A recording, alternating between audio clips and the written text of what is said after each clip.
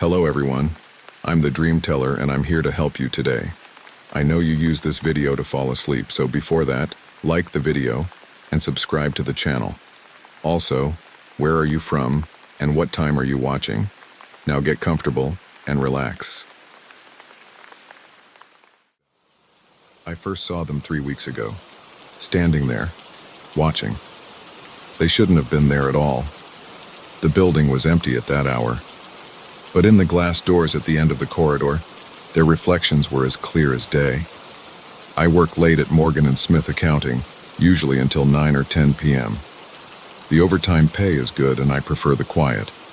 The office takes up the entire 14th floor of the Greystone building downtown.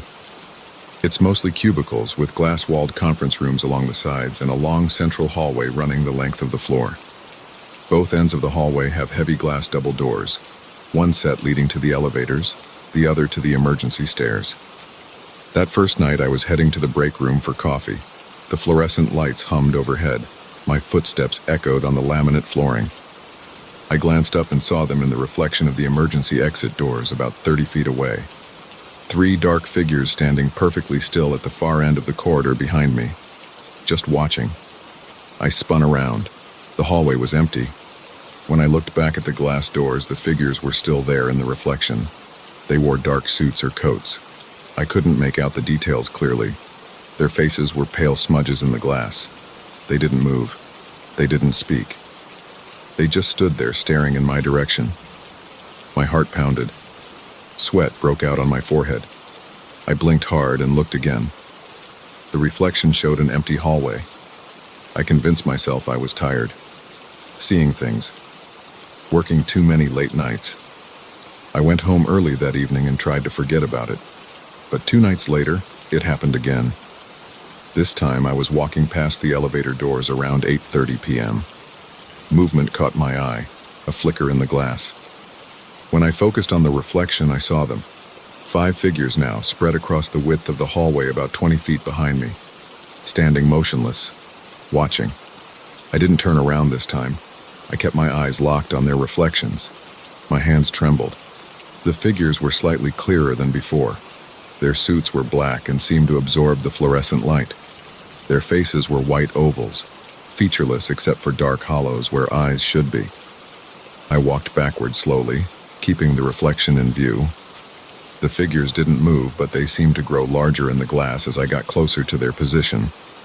When I was about 5 feet from where they should have been standing, I gathered my courage and spun around. Empty hallway, of course. But in the glass of the conference room beside me, I could still see them. Now they were only a few feet away. Close enough that I should have felt their presence behind me. Close enough that I should have heard their breathing. I ran. I grabbed my coat and laptop and got out of there. I took the next day off work. But I had to go back eventually. Bills don't pay themselves. I started leaving earlier, trying to be out by 7 p.m. when other people were still around. That worked for about a week. Then last Tuesday I had to stay late to finish month-end reports. Around 9 p.m. I headed to the bathroom.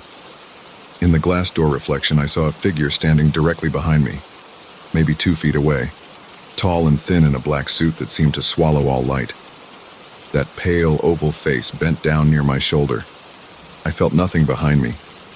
No breath, no presence. But in every glass surface, the door, the windows, the framed photos on the walls, I could see it standing there, following my movements exactly. I walked quickly back to my desk, my shoes squeaking on the floor. In my monitor's dark reflection, the figure loomed over me as I gathered my things. I took the stairs down 14 flights rather than face the elevator's mirrored walls. The next day, I requested a transfer to our downtown branch. My manager asked why. I made up something about an easier commute. He said he'd look into it, but it could take a few weeks. Yesterday, I saw 8 of them. They lined both sides of the hallway in the reflections, forming a gauntlet I had to walk through. Their faceless heads turned to follow me as I passed. In the glass, they reached out toward me with pale, elongated fingers. I felt nothing in the real hallway, but I swear the air grew colder. Now I'm sitting at my desk, writing this. It's 10:24 p.m. Everyone else left hours ago. I've been putting off going home because I know what's waiting in the hallway, but my phone battery is almost dead and I can't stay here forever. In my black monitor screen, I can see them. They're in my cubicle now, standing in a circle around my chair, looking down at me as I type. In the reflection, their bodies twitch and jerk in ways that shouldn't be possible. Their heads rotate too far. Their limbs bend backward. I've been thinking about what they want. Why they appear only in reflections, why they keep getting closer. Maybe they're trying to cross over somehow. Maybe they need me for that. I have to leave soon. The cleaning crew comes through at 11 p.m. and I don't want to be here when the janitor buffs the floors. All those smooth, reflective surfaces. The figures in my monitor are reaching for me now. Their fingers are inches from my neck in the reflection. I'm going to pack up and make a run for it.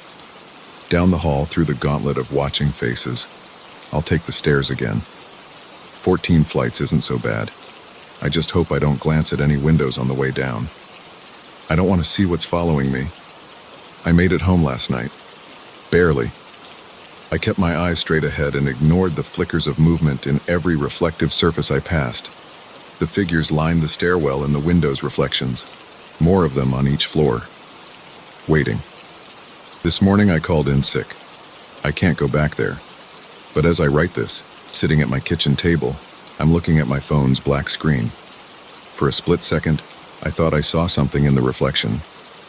A pale face, dark hollows for eyes. Maybe they followed me home. My apartment has a lot of windows, a big mirror in the bathroom, glass picture frames on the walls. At night, they'll all become transparent to that other place, that dark reflection world where they exist. I'm writing this as a record in case something happens to me, in case I disappear. Look for me in the reflections. I'll be there, standing among the silent watchers. Another dark figure in a black suit. Another pale face staring out from the glass. They're getting closer now. In every reflective surface, I see them reaching, testing the barrier between their world and ours. Soon they'll find a way through. Don't work late at the office. Don't walk alone down empty hallways. And whatever you do, don't look too long at your own reflection. You might see them standing behind you. Wait. The screen of my laptop just went black as it went to sleep.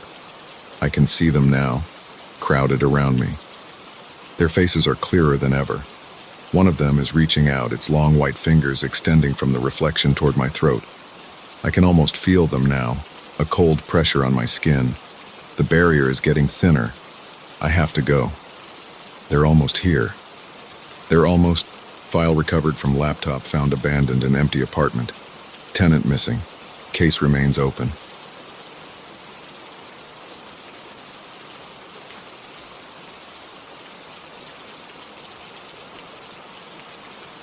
Three weeks ago, I wouldn't have believed in haunted rooms. Now I'm writing this from my sister's couch because I can't step foot in my bedroom anymore. I need to get this down while it's fresh. People should know what happened in that place. The apartment seemed perfect when I first saw it. Unit 412, 4th floor, west-facing windows. Cheap rent for downtown. The realtor said the previous tenant left suddenly for a job overseas. I didn't ask questions. I should have. The first night felt normal. I unpacked my boxes, arranged my furniture, hung my clothes in the closet. The bedroom wasn't huge, but it had space for my queen bed and dresser.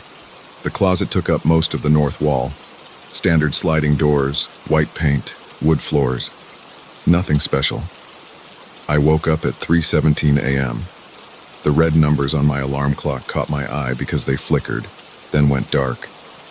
I grabbed my phone to check the time, but the screen wouldn't turn on. Dead battery, I thought. I rolled over to plug it in. That's when I saw it. A darker patch of shadow near the closet door, just at the edge of my vision.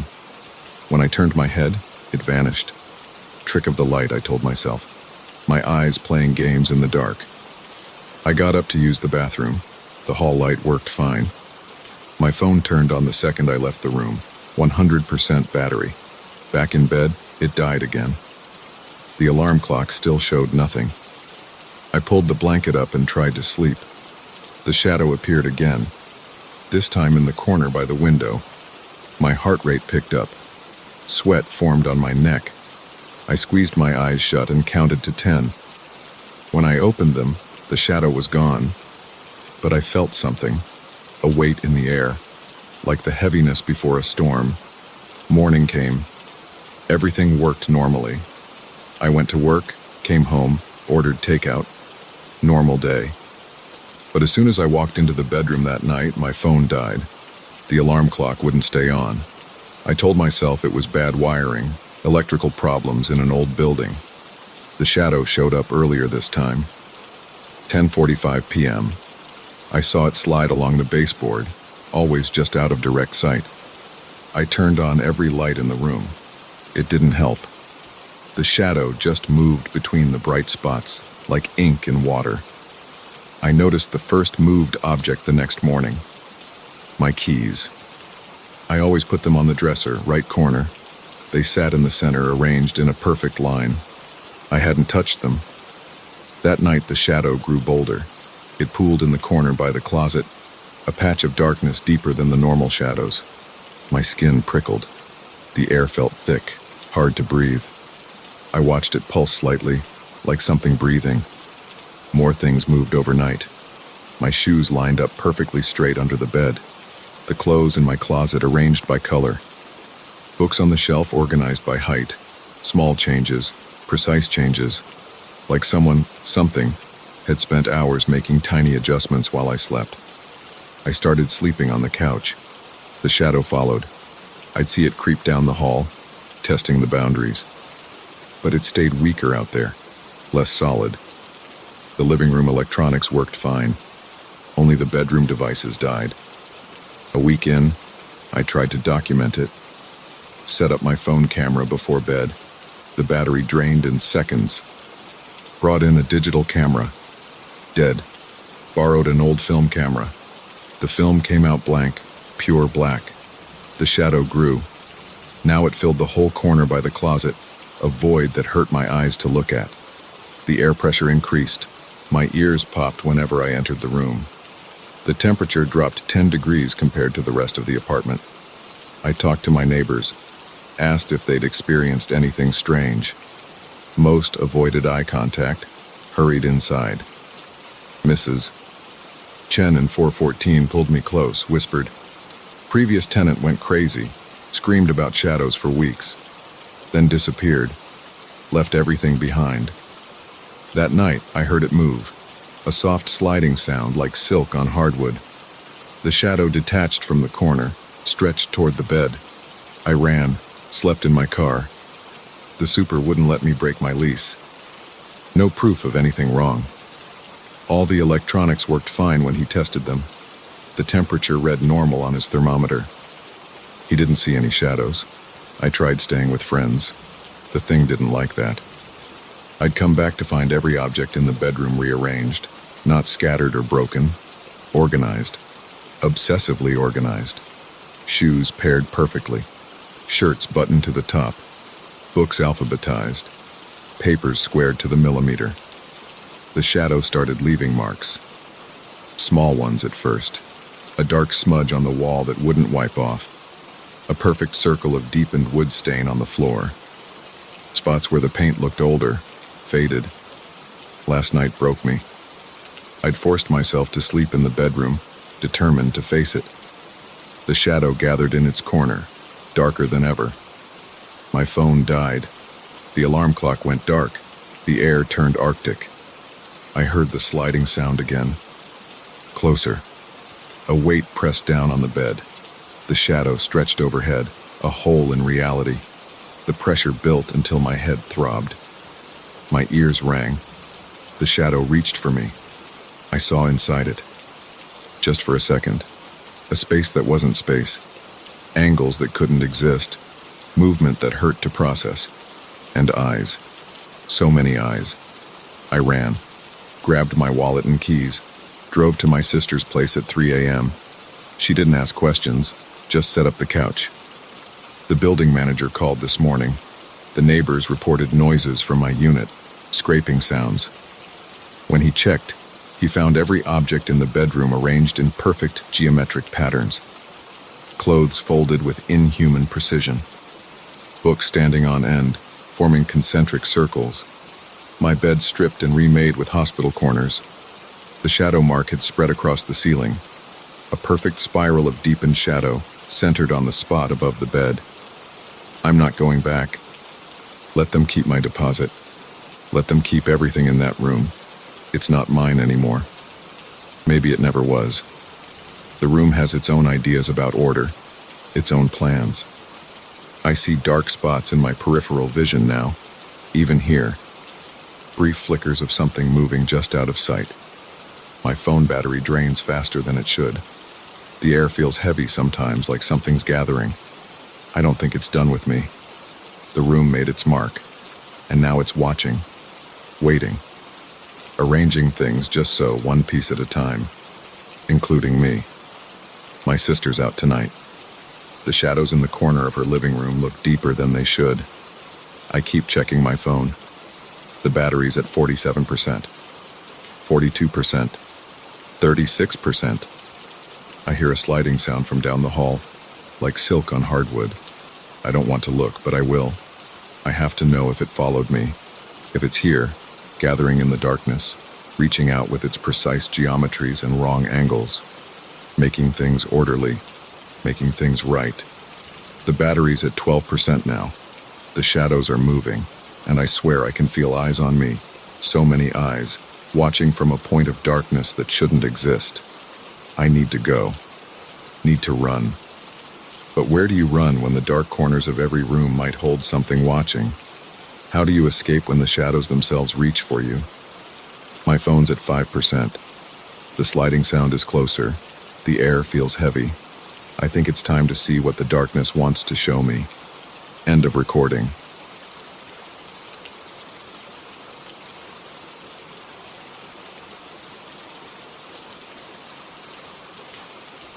The first time I noticed something wrong was when I found my keys. I had stormed out after fighting with Sarah about the divorce papers.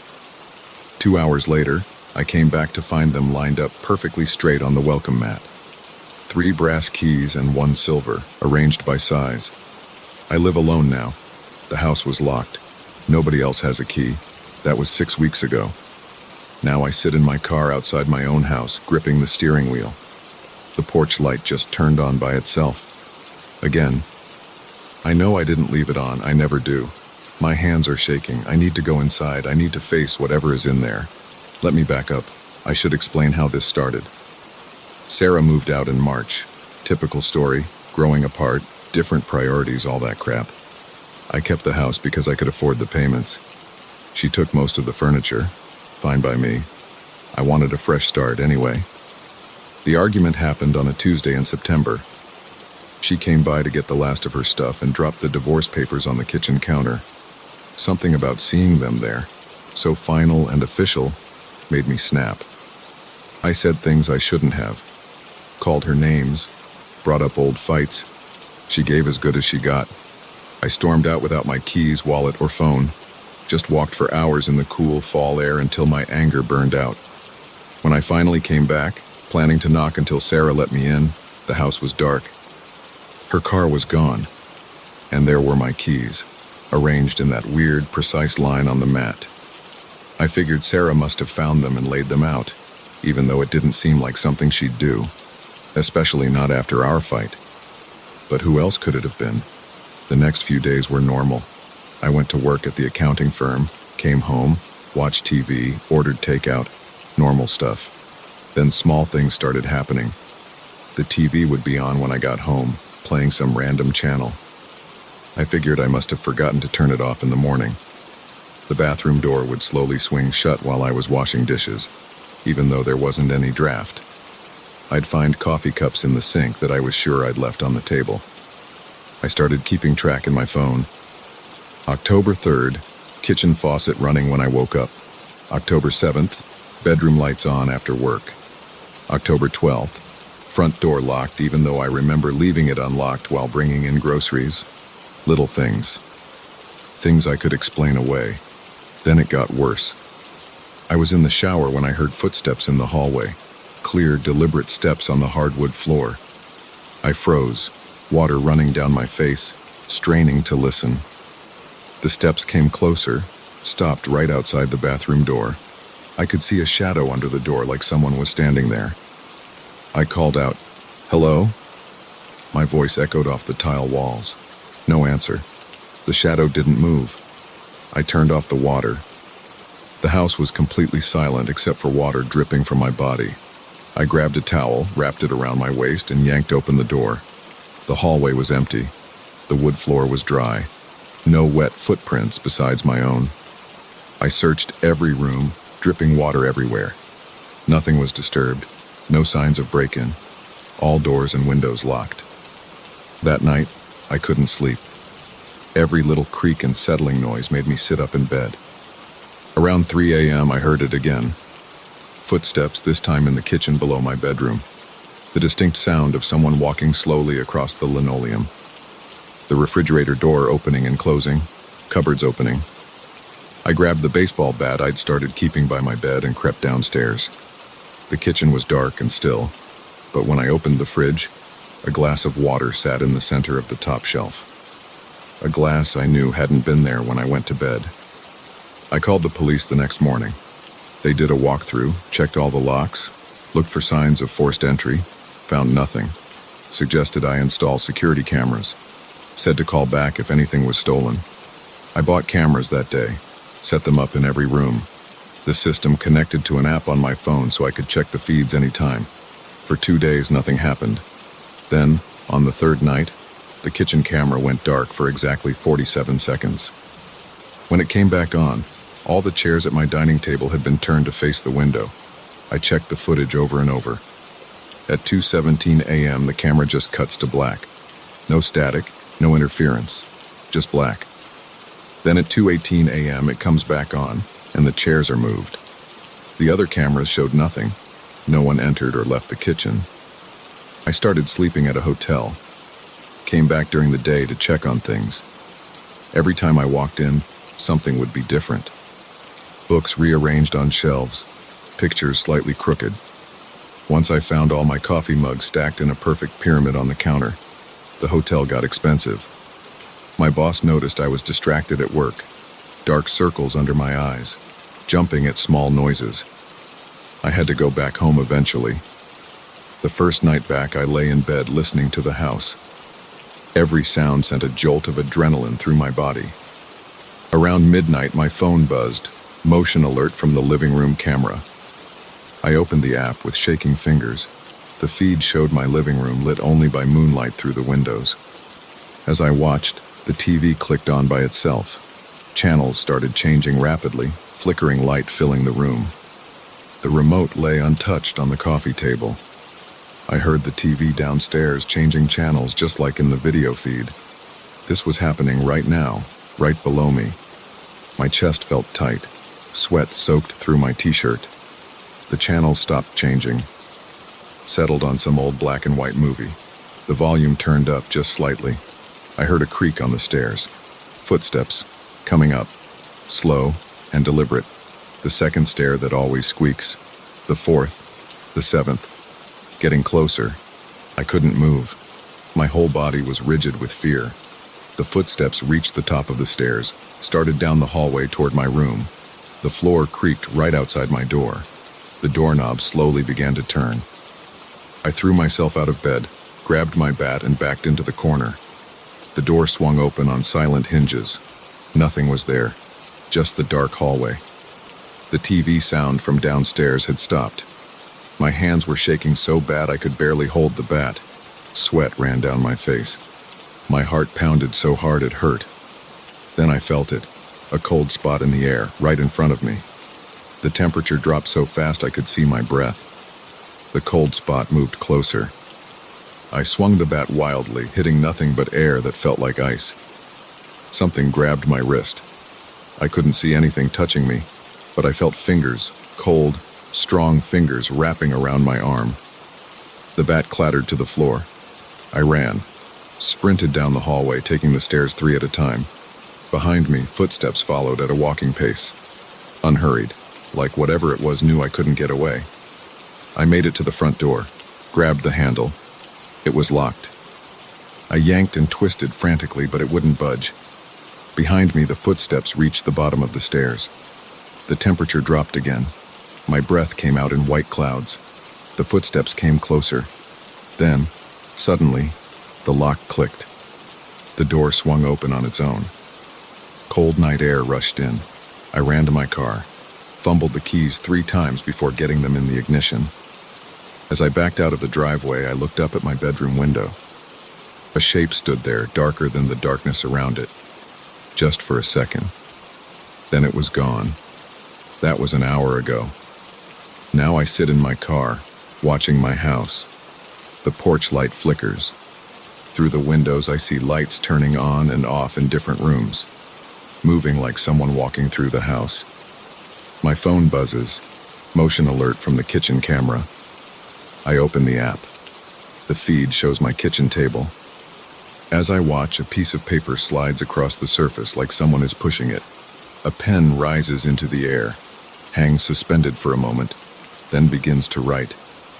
The writing is neat and precise. I recognize it immediately. It's Sarah's handwriting. Coming home was the right choice. I've been waiting for you to come back.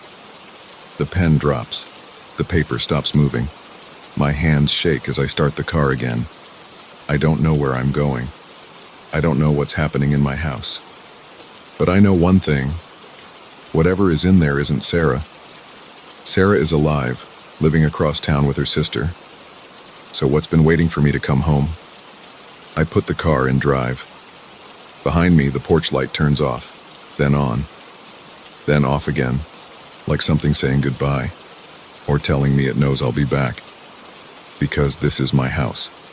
And whatever is in there, whatever has been watching me, moving things, writing messages, it knows I can't stay away forever. I drive into the night, but I already know I'll return.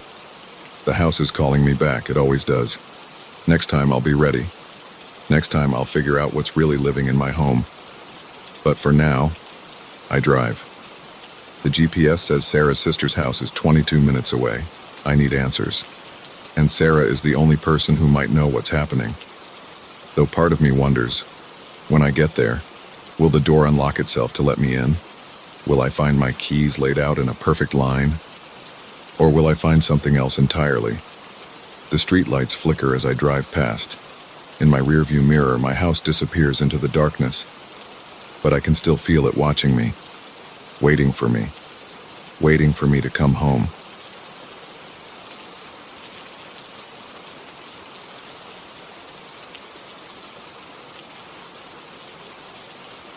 I found the mirror 2 weeks after Grandma Helen died. My hands were covered in dust from sorting through decades of accumulated stuff in her attic. The thick fabric wrapped around it felt heavy, like a burial shroud.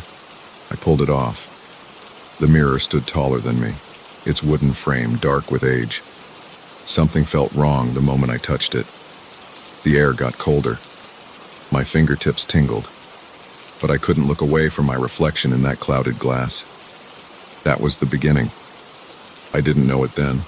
Now I'm writing everything down before I forget more. My hands are shaking. The pen keeps slipping. But I need to record what's happening while I still can. It started small. The day after finding the mirror, I couldn't remember what I had for breakfast. No big deal.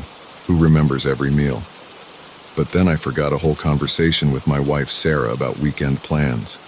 She got angry. "We just talked about this last night," she said. I stood in our kitchen staring at her, drawing a complete blank. The gaps kept appearing, but only after I spent time in the attic. I'd go up there to sort through more of Grandma's things, telling myself I needed to finish the job. The mirror drew me in every time. I'd stand there sometimes for hours just staring at my reflection. It looked different somehow, darker, deeper, like I could step right through it if I tried. Last week I forgot my computer password at work. I'd used it every day for 3 years. My fingers hovered over the keyboard while my mind stayed blank. It had to reset it. My boss noticed me zoning out in meetings. "Everything okay, Jack?" he asked. I nodded and smiled, but inside my stomach clenched. Something was very wrong. The forgotten moments piled up. What I ate, what I said, where I parked my car. Small things disappeared from my mind like water down a drain, but only after attic visits. I started taking notes on my phone, documenting everything. The pattern was clear. Time alone with the mirror meant memories vanished. I tried staying away. 3 days passed. The forgetting stopped.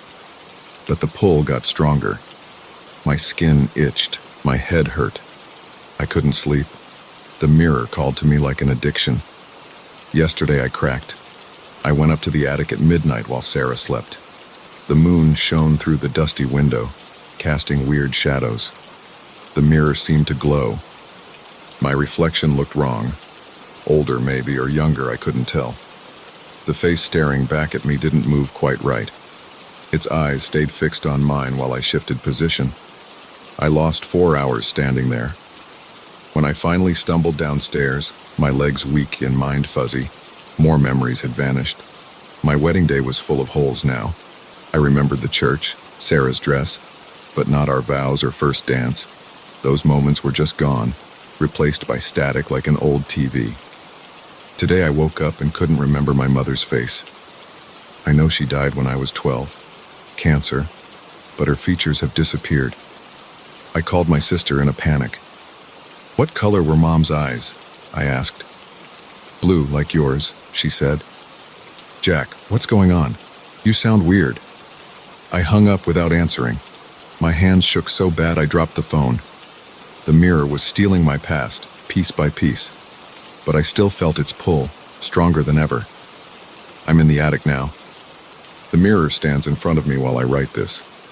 My reflection watches, its eyes too dark, its smile too wide. I need to destroy it. I brought up a hammer. It's sitting next to me. But every time I reach for it, my body freezes. The mirror won't let me. The strangest part? I'm not scared anymore. The fear has drained away along with my memories. In its place is a kind of peaceful acceptance. Maybe this is what Grandma felt at the end, when her mind started going. The doctors called it dementia. Now I wonder if she spent time up here too, losing pieces of herself to this thing. My reflection raises its hand. I raise mine to match. But its fingers are longer, the nails sharp. Its skin has a gray tinge. When did that start? I can't remember. There's so much I can't remember now. The pen feels heavy. My thoughts keep slipping away mid-sentence. But I have to finish this. Have to warn someone. Sarah? Is that her name? The woman who lives downstairs, who looks at me with worried eyes. She matters. I think she matters a lot. But I can't quite remember why. The mirror is clearer now. My reflection beckons. I want to touch the glass, press my palm against it. Maybe then I'll understand. Maybe then the hunger in my head will finally stop. Just a little closer. The reflection's smile stretches wider. Too wide for a human face. Its teeth are sharp. Were mine always sharp like that? I can't remember. My memories float like soap bubbles, fragile and iridescent. The mirror drinks them in one by one. Pop, pop, pop. Such pretty colors as they burst. Who was I writing this for? The words blur on the page. The pen slips from my fingers. Ink spreads like blood across the paper. The mirror calls. I stand up, walk forward, press my hand against the cold glass. My reflection reaches back. Its fingers push through. I feel its touch, dry and cold like autumn leaves. It pulls me closer. The glass ripples like water. Behind me, someone screams. A woman's voice. I know that voice, don't I? The name slips away before I can grasp it. The glass parts like curtains. My reflection opens its arms. Finally, I understand. This is where I belong. This is what I've been waiting for. I step through. The mirror swallows me whole. Behind me, the attic grows dark and empty. The mirror stands silent, its surface clouded once more. My note lies abandoned on the floor, the last words trailing off mid-sentence. If you find this, run. Don't look in the mirror. Don't let it... Sarah found the note 3 days later. crumpled and stained with ink. She called the police, but they didn't believe her story. How could they? People don't vanish into mirrors. Her husband must have left her, they said. These things happen. The mirror still stands in the attic. Sometimes, if you look closely, you might see movement in its depths. A face pressed against the glass, hands reaching out, but only for a moment, before the surface clouds over again. And if you listen very carefully in the silence, you might hear whispers, the sound of memories being devoured one small moment at a time. But Sarah knows better than to look. She locked the attic door and threw away the key. The mirror can keep its secrets and its hunger and whatever remains of the man she loved. Some mysteries are better left unsolved. Some reflections are better left unseen. In the darkness of the attic, the mirror waits, patient, hungry, ready for the next person who can't resist its call. The next person who needs to understand no matter the cost. The next person who wants to see what lies beyond the glass. It can wait forever if it has to. Time means nothing to the thing in the mirror. It has all the memories it needs to keep it company. For now.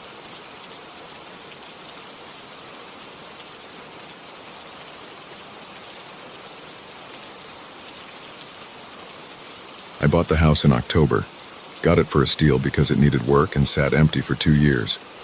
The previous owner died and his kids wanted nothing to do with the place. Fine by me. I needed somewhere quiet after the divorce, somewhere I could work from home without distractions. The house sat on 5 acres, mostly woods, about 40 minutes outside Portland. No neighbors in sight. First thing I did was install motion sensor lights. 4 of them, 1 at each corner of the house. Basic security measure. The driveway curved through dense trees for about a quarter mile before opening into the clearing where the house stood. At night, it was pitch black out there. The kind of dark that makes you realize how much ambient light you're used to in the city. The lights worked fine for the first week. They'd catch deer sometimes, maybe a raccoon.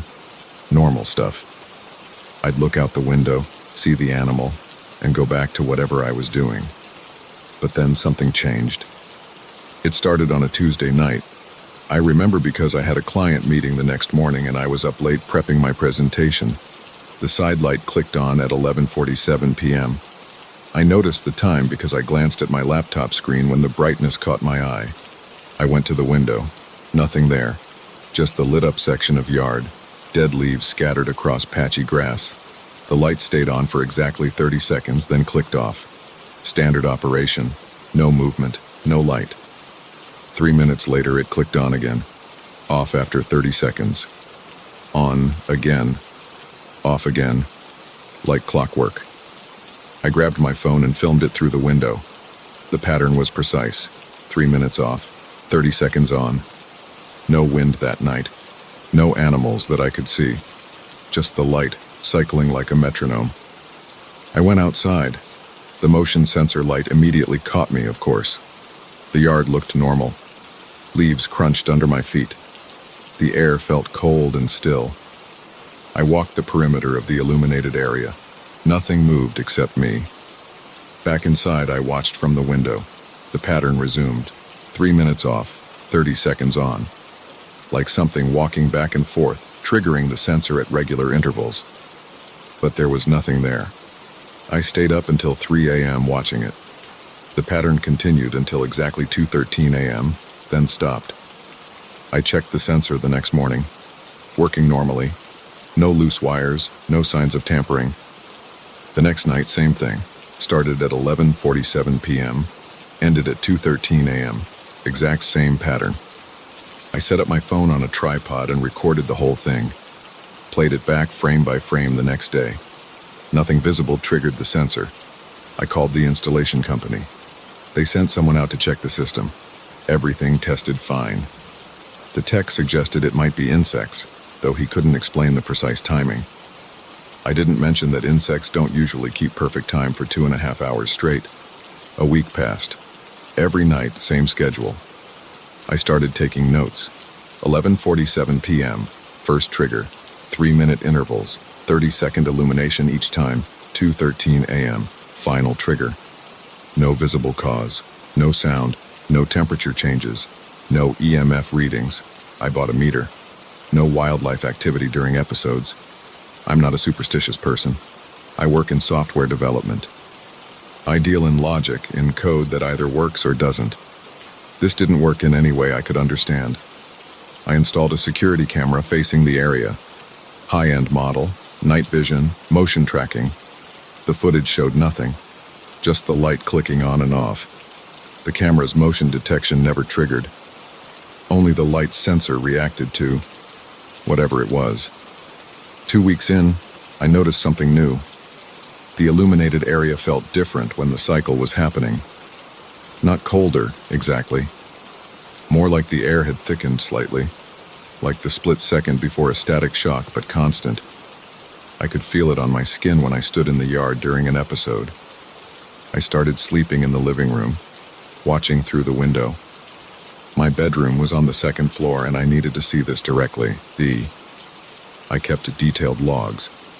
Night 17, 11:47 p.m. Start standard pattern continues 1:15 a.m. Air pressure change noticeable from inside, 1:45 a.m. Static sensation through window glass, 2:13 a.m. End. No visual anomalies. Night 18, 11:47 p.m. Start 12:30 a.m. First audio anomaly. Slight humming during illuminated periods. Like electrical interference but not from house systems, 1:20 a.m. Humming intensity increases 2:13 a.m. End sound stops instantly with final light off. The humming became a regular feature. I recorded it. Analyzed the audio. The frequency matched nothing in my research. Not power lines, not known EMF patterns, not any local wildlife. I tried blocking the sensor, covered it with tape, with cloth, with metal. The pattern continued regardless. I disconnected the power to that circuit entirely. The light still activated, still kept its schedule. Night 25 brought the first direct interaction. I stood in the yard during a cycle, notepad in hand. The light clicked on. The humming started. Then I felt it, pressure against my back, like someone standing too close in an elevator. I spun around. Nothing there. But the pressure remained, constant, directional. I backed away. The pressure followed.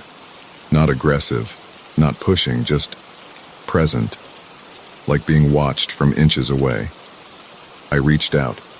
My hand met resistance in the air, like pushing against dense foam. The resistance had shape, roughly human-sized but unstable, shifting. I ran inside, locked the door, watched through the window as the cycle continued unaffected by what had just happened. The next day, I researched the property's history. The previous owner, Martin Chen, died in the house. Heart attack, according to records. But something else caught my attention. His time of death was listed as 2:13 a.m. I dug deeper, found his daughter's email through social media. She responded quickly. Dad was obsessive about his routine. Every night he'd pace that exact path from 11:47 p.m. to 2:13 a.m. Said he did his best thinking then. When we found him, he was there in that spot. The paramedics called it at 2:13 a.m. I asked about the specific times. Her response? Dad was an engineer. Precision mattered to him. He calculated that exact duration for optimal thinking. Something about mental rhythms and sleep cycles. We thought he was just getting eccentric in his old age. That night, I set up 2 chairs in the yard, placed them facing each other in the illumination zone, sat down at 11:40 p.m. and waited. The cycle began on schedule. The humming started. The pressure returned, but this time I stayed still. After a moment, the other chair creaked. The seat cushion compressed slightly, like someone sitting down. I cleared my throat. Mr. Chen? The humming changed pitch. The air thickened further. I bought your house, I said. It's well built. I'm taking good care of it. The pressure shifted, moved closer. The temperature dropped several degrees. Your daughter said you used to walk here, to think. I'm a problem solver too. Software, not engineering, but similar mindset. The humming modulated, almost like speech, but not quite. The other chair shifted again. Would you like to continue using this space? I can leave it open for you. Same schedule. The pressure pulled back slightly. The humming settled into a steady tone, almost peaceful. We sat there for the full cycle, me in my chair, the invisible presence across from me. When 2:13 a.m. came, the pressure dissipated. The light clicked off. The humming stopped. That was 3 months ago. The pattern continues every night. I've learned to work with it. I keep the yard clear. Sometimes I sit out there with a laptop, coding. The presence paces its usual route, occasionally pausing near my chair. The humming has become almost companionable. Last week I hit a bug in my code, couldn't solve it. At 1 a.m. sitting in the yard, I explained the problem out loud. The humming changed. The pressure moved to look at my screen. Then, in the dirt next to my chair, a finger traced out a series of numbers. It was an elegant solution. Worked perfectly. Now we have a routine. I code. He paces. Sometimes I talk through problems. Sometimes he offers suggestions. The light marks our schedule, regular as a heartbeat. I haven't told anyone else, they wouldn't understand. How do you explain that your motion sensor light led you to an unconventional coding partnership with an expired engineer? This morning, I installed a second chair permanently. Seemed only fair. After all, everyone needs a dedicated space to think. The light will come on at 11:47 p.m. tonight, same as always. I'll be there with my laptop. Mr. Chen will arrive on schedule, I'm sure. We have bugs to fix, problems to solve. Sometimes the best debugging partner is one you can't actually see. I check my watch. 11:45 p.m., almost time for another session. The yard waits in darkness. My laptop's charged. The chairs are ready. The light will be on soon. And somewhere in that illuminated space, an engineer's mind still walks its measured path, thinking through problems, finding solutions in the precise rhythm he established long ago. I've learned to trust that rhythm, to work within it, to understand that sometimes the most logical explanation is simply to accept what works, even if you can't fully explain why. The light clicks on, right on schedule, time to code.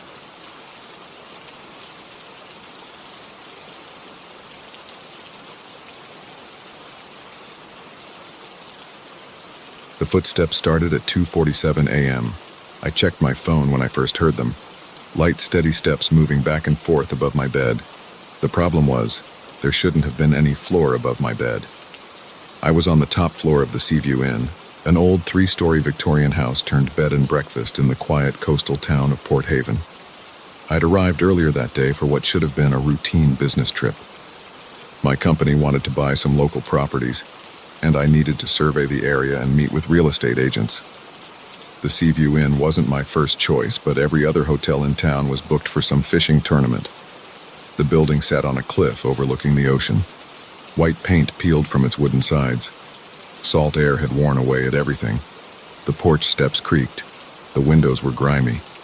But the price was right, and I only needed to stay 3 nights. The owner, Tom Harris, met me at check-in. He was in his 60s, thin, with white hair and dark circles under his eyes. His hands shook when he handed me the key to room 312. "Last room on the top floor," he said. "Best view in the house." He smiled, but it didn't reach his eyes. The room was small. A double bed took up most of the space. The furniture was old, a wooden dresser with a cloudy mirror, a desk with a wobbly leg, and a chair with worn upholstery. But the window faced the ocean and the waves crashed against the rocks below. I unpacked, had dinner at a diner down the street, and went to bed early. That's when the footsteps started. At first I thought I was imagining things. The inn was old. Old buildings make noise. But these weren't random creaks or settling sounds. They were deliberate. Step, step, step, back and forth, right above my head. I sat up in bed. The footsteps continued. Light, almost hesitant. Like someone pacing, thinking. I got out of bed and turned on the light. The steps didn't stop. I checked my phone again. 2:51 a.m. The footsteps had been going for 4 minutes. I opened my door and looked into the hallway. Empty. The worn carpet runner stretched in both directions. All the other doors were closed. The emergency exit sign at the end cast a red glow. The steps were louder in the hallway, definitely coming from above. I walked to the end of the hall where a door marked "Storage Staff Only" stood locked. Next to it was a window. I looked out. The roof sloped down from there. No attic space. No room for anyone to walk. Back in my room, the footsteps continued. I put on my shoes and went downstairs. The lobby was dark except for a small lamp at the front desk. Tom Harris sat there reading a paperback book. He didn't seem surprised to see me. "Everything all right, Mr. Mitchell?" he asked, marking his page. "There's someone walking around above my room." He smiled, that same empty smile from check-in. "That's impossible. There's nothing above the third floor except the roof. I know what I'm hearing. Footsteps, going back and forth." He closed his book. "The wind plays tricks up there sometimes. The old roof beams creak. These aren't creaks. They're footsteps." He shrugged. "I've owned this place for 30 years. Never heard any footsteps." But his hands were shaking again, and he wouldn't meet my eyes. I went back to my room. The footsteps stopped at exactly 3:17 a.m. I wrote down the times in my phone notes. I didn't sleep much after that. The next morning, I had meetings with real estate agents. We drove around looking at properties, old warehouses by the harbor, empty lots, a shuttered cannery. I couldn't focus. I kept thinking about those footsteps. During lunch, I went to the local library. The librarian was a woman in her 70s named Margaret. When I asked about the history of the Seaview Inn, her face changed. "Such a shame what happened there," she said. She pulled out a stack of old newspapers. In 1987, a guest named Sarah Cooper disappeared from room 312. She was staying there while finalizing her divorce. The police investigated but found nothing. No body, no evidence of foul play. She'd just vanished. The articles mentioned that Sarah had complained about noises above her room. The police checked, but there was nothing there, just the roof. I read every article twice. Sarah Cooper was 34, a teacher from Seattle. She'd been at the inn for 3 days before she disappeared. The last person to see her was Tom Harris. That night I waited. The footsteps started at 2:47 a.m. again. Exact same time. I recorded them on my phone. Clear, distinct steps. A woman's footsteps, light and measured. I went to the front desk again. Different night clerk, a teenage girl who barely looked up from her phone. She hadn't heard about Sarah Cooper, said she just worked weekends. The footsteps stopped at 3:17 a.m. Exact same time as the night before. I didn't go to my meetings the next day. Instead, I went to the police station. The officer at the desk was young, probably wasn't even born when Sarah Cooper disappeared. He pulled up the file on his computer. "Cold case," and he said. "No leads, no evidence, no body. We get a lot of missing persons cases in coastal towns. People walk into the ocean sometimes." "What about Tom Harris? Was he a suspect?" The officer scrolled through the file. "Interviewed multiple times, had an alibi, was at a bar with friends the night she disappeared. Several witnesses confirmed it. Did anyone check above room 312? According to this, they did a thorough search of the entire building. Nothing suspicious found." I went back to the library. Margaret helped me find more articles. The Seaview Inn had been built in 1898 by a sea captain named James Morrison. Original blueprints showed 4 floors, but the top floor burned in a fire in 1923. It was never rebuilt. I asked Margaret if she remembered Sarah Cooper's disappearance. "I knew her," she said. "She came to the library every day she was here. Sweet woman, scared about the divorce. Her ex-husband was abusive. She said she felt safe at the inn except... Except what? She mentioned hearing footsteps above her room. Said they kept her awake at night. I told her that was impossible. There's no 4th floor anymore. The day before she disappeared, she came in very upset. Said she'd asked Tom Harris about the footsteps, and he'd gotten angry. Told her to mind her own business. I went back to the inn and studied the building from outside. The roof looked normal. No hidden rooms visible. But something caught my eye. A window, high up, almost hidden by the eaves. You could only see it from certain angles. In my room, I waited. The footsteps started at 2:47 a.m. I turned on my phone's voice recorder. "I know you're there," I said. "I know about Sarah Cooper." The footsteps stopped. Then they got louder, harder, like someone stamping. I went into the hallway. The storage room door was still locked. I put my ear against it. The footsteps were coming from behind it. I ran downstairs. Tom Harris was at the desk again.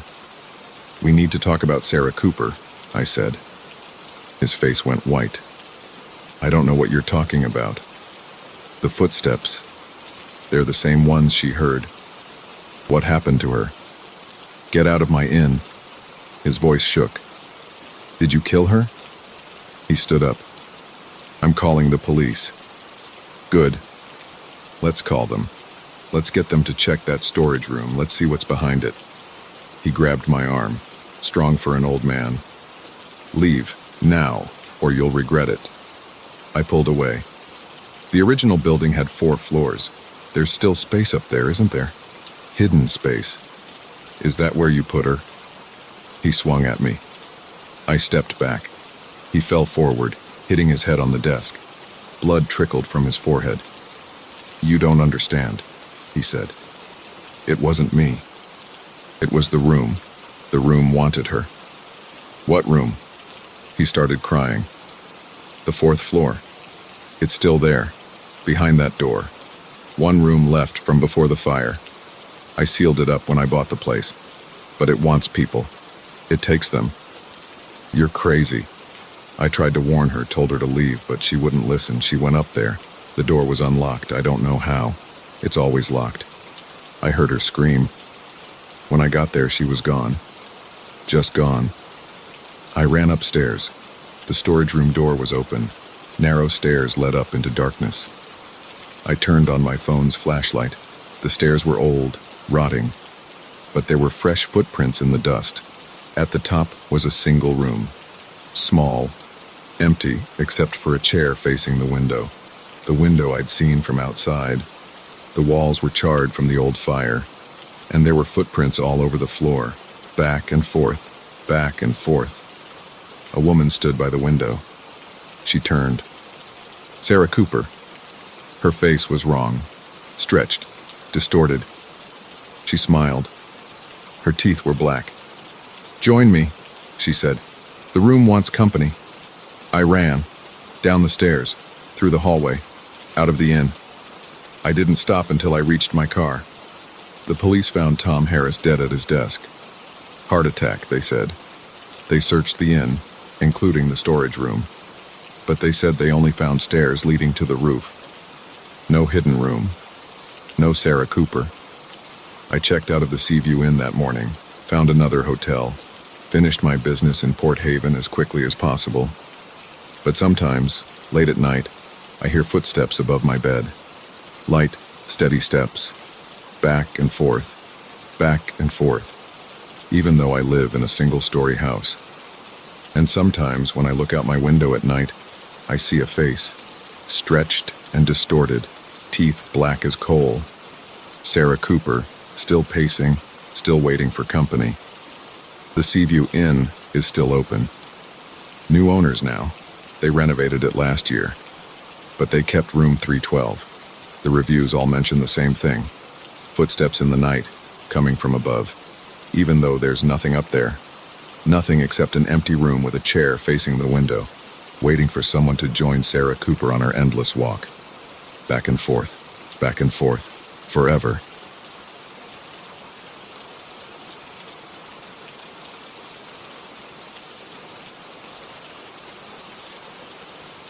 The scratching started 3 months after I moved in.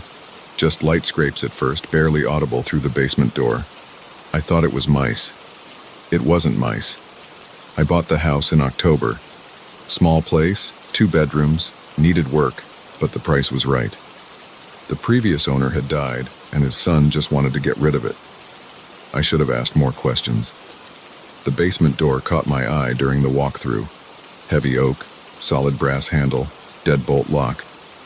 Seemed excessive for a storage closet, but the realtor said all the paperwork showed it as just a standard utility space.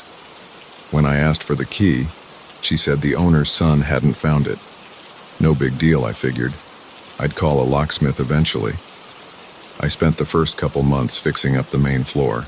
New paint, some basic plumbing work, patching holes, normal house stuff. The basement door stayed locked. Sometimes I'd jiggle the handle when I walked past, but it never budged. Then in January I heard it. A soft scratching sound like fingernails on wood. It was faint enough that I thought I was imagining things. But it kept happening, usually at night when the house was quiet. I called Mr. Chen, my landlord, about getting the door opened. He showed up the next day looking uncomfortable. "What door?" he asked, staring at the heavy oak panel. "This one, the basement storage." He shook his head. "No storage here, just wall." I pressed my hand against the door, solid wood, cool to the touch. "This is clearly a door. Look at the handle, the hinges. No door on blueprint, must be mistake." He wouldn't look directly at it. "Previous owner, maybe add wall, cover storage, not important." The scratching got louder that night, more insistent. I pressed my ear to the wood and heard something else. A wet, sliding sound, like a tongue moving over teeth. I called 3 locksmiths. The first 2 said they were too busy. The third agreed to come out, but called back an hour later to cancel. Said he had an emergency job. His voice shook when he apologized. The sounds changed over the next few weeks. The scratching turned to tapping, then scraping like claws or maybe fingernails dragging slow and deliberate across the wood. Sometimes I'd hear a soft thump, like something pressing against the other side. I started avoiding the basement hallway. Took the long way around to do laundry, but at night lying in bed I could still hear it. The sounds carried through the heating vents, up through the floorboards. Scratch, tap, scrape. I researched the house's history. County records showed it was built in 1922. Changed hands every few years until 1975, when Martin Crane bought it. He lived here alone until his death last year. No family except his son Thomas, who sold it to me. I tracked down Thomas Crane's number. Called him on a Sunday afternoon. "The basement door," I said after introducing myself. "I need to know what's behind it." Silence on the line, just static and breathing. "Mr. Crane, the locked door in the basement. Your father must have had a key. Don't open it." His voice was barely a whisper. "Please, whatever you hear, whatever it says, don't open that door." "Says? What do you mean, whatever it says?" He hung up. Wouldn't answer when I called back. That night I heard something new. A voice, muffled but distinct, coming through the door. Soft, almost childlike. "Please," it said. "Please let me out. I'm so hungry." I ran upstairs, turned on every light in the house, and played music until dawn. But I could still hear it underneath the noise, pleading, begging. The next day I bought an electric drill. I was going to put a hole through the door, just big enough for a camera. See what the hell was in there. The drill bit snapped as soon as it touched the wood. Didn't even leave a mark. I tried 3 more bits. Same result. I took a sledgehammer to it next. The metal head bounced off like rubber, nearly breaking my wrists. The door didn't even dent. The voice got stronger. Started using my name. "James," it would whisper. "James, please. It's so dark in here. So cold. Just open the door. Just for a minute." I stopped sleeping more than an hour at a time. Started keeping a baseball bat by my bed. The voice was constant now, day and night. Sometimes crying, sometimes singing little nursery rhymes. Sometimes screaming until I had to leave the house. I hired a contractor to build a false wall in front of the door. The crew showed up, took one look, and walked out. Wouldn't even take their deposit back. Mr. Chen stopped answering my calls. The real estate agent's number was disconnected. Thomas Crane had moved with no forwarding address. The scratching spread. I started finding long, deep gouges in other doors, in the walls, in the hardwood floors, like something was trying to claw its way through from underneath. The voice changed too. Deeper, angrier. "I can smell you, James. Your blood, your fear. Let me out. Let me out." I'm writing this from a hotel room. Haven't been home in 3 days, but I can still hear it, even here, in the pipes, in the walls, behind every closed door. Yesterday I got a letter from Thomas Crane. No return address, just 3 lines. I'm sorry. It was supposed to stay sealed for another generation. The hunger is strongest when it first wakes up. I have to go back. Have to face it. Maybe if I open the door. Maybe if I give it what it wants. The scratching is getting louder, even through these hotel walls. It followed me. It's almost here. End of journal found in room 237 of the Parkview Hotel. James Marshall has been missing for 16 days. The basement door at 1421 Elm Street remains locked. The scratching continues.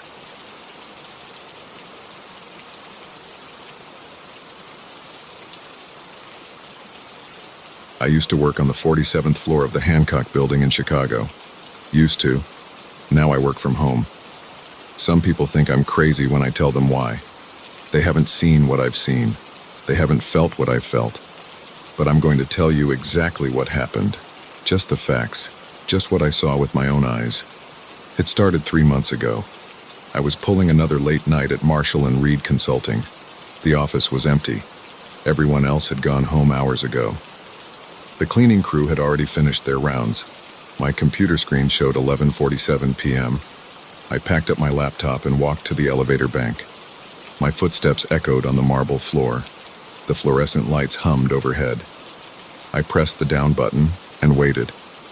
The elevator arrived with a ding. The doors opened. I stepped inside and hit the lobby button. As the doors closed, I checked my phone. That's when I first noticed it in the reflection of the elevator's polished metal walls. A dark shape stood behind me, just off-center like someone trying to stay out of the main overhead light. I spun around. Nothing there, just empty elevator space. I turned back to the reflection. The shape was still there, not quite human-shaped, more like a smudge of deeper darkness. It moved when I moved, but always stayed a few inches to my left. My heart started pounding. Sweat broke out on my forehead. I jabbed the next floor button. The elevator stopped. Doors opened. I practically ran out, then took the next car down.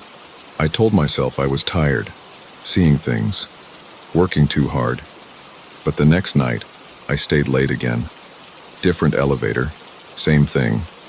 That shape behind me, always slightly off-center, always gone when I turned around. This went on for 2 weeks. Every night I worked late, that shadow followed me. I started leaving earlier, with other people. But sometimes client calls ran long. Sometimes deadlines couldn't wait. And every time I took that elevator alone after dark, it was there. I switched to taking the stairs. 47 floors is a long way down, but I didn't care. My legs burned. My dress shoes weren't made for this. But at least I didn't have to see that thing anymore. For 3 days it worked. Then I started noticing movements in the stairwell. Quick flickers of darkness at the edge of my vision, a deeper shade of black in the corners. The emergency lights cast multiple shadows from the railings, and one of them didn't match up right. I'd freeze on the landing, heart hammering against my ribs. The shadow would be there, stretched across the wall. Not my shadow. Something else's shadow. But when I looked around, I was alone. The security guards started giving me weird looks. I was spending more and more time in the stairwell, staring at walls. One of them, Mike, finally stopped me. "Everything okay, Mr. Peterson?" he asked. "You've been taking the stairs a lot lately." "Exercise," I said. Sweat dripped down my back. "Doctor's orders." He nodded, but I saw the look in his eyes. The same look my coworkers were giving me. I was losing weight. Dark circles formed under my eyes. I jumped at sudden movements. One night I had to work until 2 a.m. to finish a project. I couldn't face the stairs. Too tired. The elevator seemed safer than stumbling down all those flights. The doors opened. I stepped in. My reflection showed a man I barely recognized. Pale, unshaven, suit wrinkled, and behind me, that familiar darkness. It looked darker this time, more solid. The edges were sharper, more defined. It had a shape now, like a person wearing a black cloak, but wrong somehow. Too tall, too thin. I watched it in the reflection. It moved. Just a slight shift, but definitely movement. Independent of my own motion, my chest tightened. I couldn't breathe. The elevator stopped, not at the lobby. Floor 23. The doors opened onto darkness. The floor was under renovation, completely empty. No lights, no people. I didn't push that button. The shadow in the reflection moved again. It stretched, growing taller. A hand reached out from it. Long fingers. Too many fingers. I slammed the lobby button. Nothing happened. Hit it again. And again. The door stayed open, framed dark against the darker floor beyond. The shadow touched my shoulder. I felt it. Cold. Like plunging into ice water. My whole arm went numb. I screamed. Threw myself out of the elevator onto the dark floor. Scrambled away on hands and knees. The elevator doors closed behind me. My phone's flashlight showed bare concrete. Plastic sheets hanging from the ceiling. Construction equipment scattered around. I ran for the stairwell. Down 23 flights. My legs shook. Lungs burned. I didn't stop. At the lobby, I burst out past a startled security guard and ran to my car. I called in sick the next day, and the next. On the third day, my boss showed up at my apartment. "We're worried about you, James," she said. "What's going on?" I told her everything. The shadow, the elevator, the cold touch. She listened without interrupting. "I think you need to talk to someone," she said finally. "We have good mental health coverage. Take some time off, get help." I quit instead, found a remote job, moved to a single-story house in the suburbs. I don't take elevators anymore, don't use the stairs in any building more than 2 floors high. But sometimes, when I'm working late at my home office, I see movement in my computer screen's reflection, a darkness that doesn't match the room behind me, and I wonder if it followed me home. Sometimes I wake up at night and the shadows in the corners of my bedroom look wrong. They move when nothing's moving. They're deeper than they should be. I keep all the lights on now, sleep with them blazing. My electric bill is crazy, but I don't care, because I know what I saw, I know what I felt. That cold touch on my shoulder left a mark, a patch of skin that never quite warmed up. The doctors can't explain it. They've run tests, taken samples. Nothing shows up on their instruments. But when I look at it in the mirror, I see something. Just at the edge of vision. A darkness that moves when I move. Always slightly off-center. Always just out of reach. I'm telling you this as a warning. If you're working late, if you're alone in an elevator and see something in the reflection that shouldn't be there, don't ignore it. Don't tell yourself you're tired or seeing things. Get out. Take the stairs. But check the shadows first, because once it notices you, it doesn't stop. It doesn't go away. It just gets closer. And closer. And someday, maybe tonight, maybe next week, it won't stay in the reflection anymore.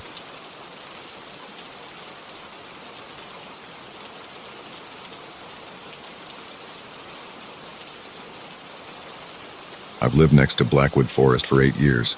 Never had a problem until 3 weeks ago. I walk my dog Rex there every night at 9 p.m. It's our routine. Was our routine. Now I sit here with my hands shaking as I try to make sense of what happened. Maybe writing it down will help. I need to get it out of my head. It started on October 12th, a Monday. The temperature had dropped to 45 degrees that night. I remember because I put on my heavy jacket for the first time this season. Rex pulled on his leash as usual, eager to get to the trail. The moon was full. The branches were mostly bare. We took our normal route along the eastern trail. Rex stopped to pee on his favorite oak tree about quarter-mile in. That's when I first saw it. A dark shape between the trees, maybe 50 yards off the trail. Tall, very tall. At first I thought it was just shadows playing tricks. The moonlight can do that, make tree trunks look like figures sometimes. I squinted, trying to get a better look. The shape didn't move. Rex saw it too. His ears went up, his tail went stiff. Then he started barking. not his normal excited bark when he sees a squirrel or another dog. This was different, lower, more aggressive. The hair on his back stood straight up. "Easy, boy," I said, tugging his leash. But he wouldn't stop. He kept barking at that spot between the trees. I looked again. The shape was still there, completely motionless. A chill ran down my spine. Something felt wrong.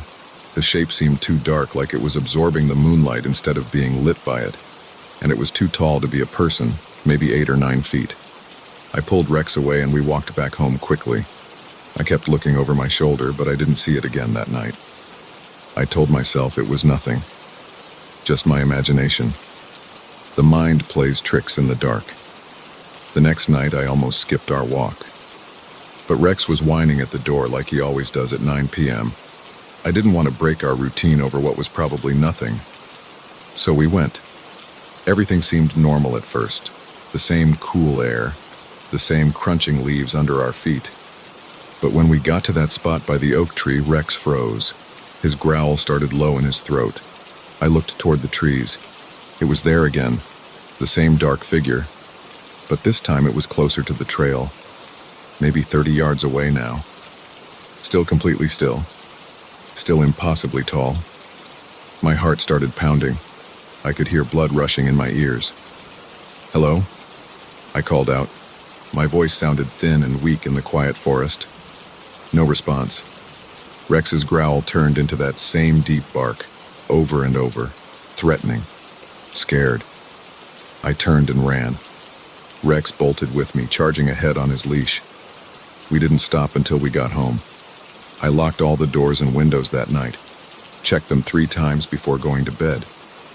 The third night, I drove to a different trail 5 miles away. Rex and I walked there instead, but it didn't feel right. Rex kept looking around nervously, not enjoying himself like usual. We went home early. The fourth night, my girlfriend Amy came over. She said I was being ridiculous about the forest thing, said we should go walk Rex together, that I'd feel better with company. I tried to argue, but she insisted. "See? Nothing scary out here," she said as we walked. Rex seemed more relaxed with her there. His tail was wagging again. Then we reached the oak tree. Rex's bark exploded into the quiet night. Amy jumped. "Jesus, Rex, what's wrong with him?" I pointed. The figure was there, 20 yards from the trail now, close enough to see details, except there were no details to see. It was like a hole in the world, a person-shaped piece of absolute darkness. My legs felt weak. Amy's hand tightened on my arm. What is that?" she whispered. "We need to go. Now." We backed away slowly, then turned and speed-walked to my house. Amy's face was pale. She didn't tease me about being ridiculous anymore. The next 3 nights I kept Rex inside. He paced by the door at 9 p.m. whining. I felt bad, but I couldn't make myself go back out there. I sat on my couch instead, staring out the window toward the forest. I couldn't see the trail from my house, but I kept imagining that figure, waiting in the dark. On the 8th night, Rex wouldn't stop barking at the back door. He'd never acted like this before, barking and scratching frantically at the wood. I tried to calm him down, but nothing worked. Finally, I walked to the door. My hand shook as I pulled back the curtain to look outside. The figure was at the edge of my yard, right where my lawn meets the forest, 10 yards from my house. It was so tall it blocked out the stars behind it. Rex's barking reached a fever pitch. I stumbled back from the door, grabbed my phone to call 911, but what would I say? There's a shadow in my yard? They'd think I was crazy. I ran upstairs and locked myself in my bedroom. Rex followed, still barking. I pulled the blankets over my head like a kid. Eventually, I fell asleep from pure exhaustion. The next morning, I went outside to check. The grass where the figure had stood was dead. A perfect rectangular patch of brown, withered grass. I put my house up for sale that day, stayed with Amy until I found a new place. People asked why I was selling so suddenly. I made up something about a job opportunity in another city. That was 2 weeks ago. My house still hasn't sold. The realtor says people keep commenting that something feels off about the place. She's having trouble getting second showings. I drive by sometimes, late at night. I can't help myself. The figure is always there now, standing at the edge of my old yard, waiting. Sometimes I think I see it turn its head to watch my car as I pass. Rex still barks every night at 9 p.m., even though we're 15 miles away now. Even though we're in an apartment with no forest in sight. He stares at the wall and barks, like he knows something's still out there. I check the local news websites every day, looking for missing person reports, strange incidents near the forest. So far, nothing. But sometimes I wonder, how many other houses along that forest edge are up for sale now? How many other people have seen what I saw? I won't walk in any forest now, day or night. The shape of trees makes me nauseous. And every time I catch a glimpse of something tall and dark out of the corner of my eye, my heart stops for a second. Because I know what I saw. It wasn't shadows or tricks of light. It wasn't my imagination. Something impossible was watching me from those trees. Something that didn't belong in our world. And somewhere out there in Blackwood Forest, it's still watching. Still waiting. Still moving closer, night by night, to the edge of the trees. The police found 2 hikers dead last week, right by that oak tree. The news said it was a bear attack. But I saw the photos that leaked online. Those bodies weren't torn up like a bear attack. They were just empty. Like everything inside had been drained out through their eyes and mouth. Their faces were frozen in expressions of absolute terror. I know I should tell someone what I know. Should warn people about what's in those woods. But who would believe me? A story about a shadow that kills people? They'd lock me up. So I write this instead. Maybe someone will find it someday and understand. Maybe it will help them make sense of what's happening in their forest, on their nightly walks. If you see a tall, dark figure watching you from the trees, don't tell yourself it's just shadows. Don't go back the next night to prove yourself wrong. Run, sell your house, move far away. Because once it notices you, it won't stop watching, won't stop moving closer, won't stop waiting for its chance. I check the real estate listings every day now. 3 more houses along Blackwood Forest went up for sale this week. The prices keep dropping. Soon no one will want to live there at all. But that's not going to stop it. Those dead hikers proved that. It's not confined to the forest edge anymore. It's learning, hunting. I've started seeing more shadows lately. Just glimpses. A dark shape in my periphery when I'm walking to my car. A too tall figure reflected in my windows at night. The dead patch in my grass has spread. Even my indoor plants are starting to wither. Rex barely eats anymore. He's losing weight. The vet can't figure out why. His bark is weaker every night at 9 p.m., but he keeps doing it. Faithful guard dog to the end. I know it's following me. I know it's only a matter of time. I write this as a warning, but also as evidence, a record of what happened. What's still happening? If you're reading this and you see a tall, dark figure in the woods, run. Run as far and as fast as you can. Don't look back. Don't try to understand. Just run. Because it's not confined to Blackwood Forest anymore. It could be in any forest, any dark place. Watching, waiting, moving closer. I hear Rex barking now. It's 9 p.m. But this bark is different, weaker, more desperate. I'm afraid to look out my window. The shadows in my room seem darker tonight, deeper. When I turn my head, they move in ways shadows shouldn't move. I have to stop writing now.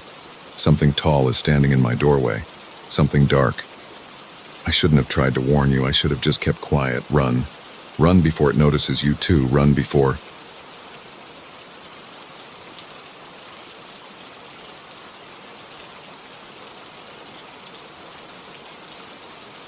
My hands are shaking as I write this. I need to get it all down while I still can. While I still remember everything clearly. While I'm still sure of what's real and what isn't. It started 3 weeks ago. A simple home renovation project. That's all it was supposed to be. The basement needed work. The walls were cracking and water was seeping in during heavy rains. My wife Sarah had been after me about it for months. Fix it before winter, she kept saying. We'll get mold. She was right, of course, so I took a week off work to tackle it. The first 2 days went fine. I scraped off old paint, patched cracks, and cleaned decades of grime. The previous owners had left piles of junk down there. Old magazines, broken tools, cardboard boxes falling apart from moisture. I was hauling it all to the dumpster when I found the radio. It sat on a shelf in the darkest corner, covered in dust so thick I couldn't see its surface. When I picked it up, it felt solid. Heavy. One of those old tube radios from the 1940s or 50s, the kind my grandfather used to have. The power cord looked intact, surprisingly. No fraying or cracks in the insulation. I don't know why I plugged it in. Curiosity, I guess. Old electronics can be dangerous, but something made me want to see if it still worked. The outlet nearest that corner still had power. I'd checked it earlier while planning the renovation. The radio's dial lit up immediately, a warm yellow glow. No static or humming, just silence at first. Then music started playing. Clear as day, like it was being broadcast from next door. I didn't recognize the song. Something old. Really old. A woman singing in a low, smoky voice. No accompaniment except a piano. The melody was strange. It didn't follow any pattern I could identify. The words weren't in English, maybe French or Italian, but with something off about the pronunciation. The music made my skin crawl. I can't explain why. Nothing overtly scary about it, but something in the singer's voice and the way the piano notes seemed to hang in the air too long felt wrong. I pulled the plug. The music stopped instantly. I checked the radio over. No manufacturer's name I could find. No serial number. Just smooth brown bakelite with Art Deco styling. I set it on my workbench, meaning to look it up online later. Maybe it was worth something to collectors. I went back to work. An hour later, I heard music coming from the corner again. The same song, that same voice. But I hadn't plugged the radio back in. I walked over slowly. The dial was glowing. The cord was still unplugged, dangling free. I grabbed the plug. It was cold. No electricity flowing through it, but the radio was playing clear as ever. I yanked the cord completely out of the radio. The music continued. I turned it over, looking for a battery compartment. There wasn't one. No visible way it could be powered. But still that woman sang. Still that piano played those wrong-sounding notes. My hands were sweating. I put the radio back on the shelf and went upstairs. I needed a break. Needed to clear my head. When I came back down 20 minutes later, the music had stopped. I worked late that day, trying to make up for lost time. Around sunset, the temperature in the basement dropped suddenly. My breath came out in clouds. The radio clicked on again. Same song. But this time, in the pauses between verses, I heard something else. Whispering. I couldn't make out words. Just a susurration, like dead leaves scraping across concrete. Multiple voices talking over each other, getting louder in the gaps between music, then fading when the singing resumed. I went closer, straining to understand. The whispers grew clearer. Still couldn't catch individual words, but the tone was urgent. Pleading. Warning, maybe. My head started pounding. The voices built to a crescendo and then silence. The radio went dead again. That night I dreamed of the song. Woke up humming it. Sarah asked what tune it was. She didn't recognize it. I couldn't explain where I'd heard it. Didn't tell her about the radio. It seemed crazy in the morning light. But when I went back down to work, there it was again, playing that song. This time I recorded it on my phone. Tried to Google the lyrics later. No matches. Ran it through music recognition apps. Nothing. The recording was crystal clear, but no database could identify the song. The whispers got stronger each day, clearer. I started catching words here and there. Most weren't English. The few I could understand made no sense. Numbers, names, random phrases. Red door. Seventh sister. Count the days. I thought about destroying the radio, taking a hammer to it. But something stopped me every time I tried. Fear, partially, but also curiosity. I needed to understand what was happening. A week into the renovation, I noticed changes in the basement. Small things at first. Tools not where I left them. Dust patterns on the floor changed overnight.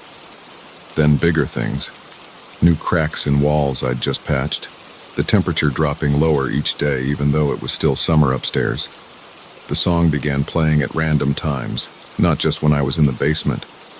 I'd hear it faintly through the floors. When I'd check, the radio would be on, but it would click off as soon as I reached the bottom step, playing games with me. Sarah never heard it. Neither did our kids. Just me.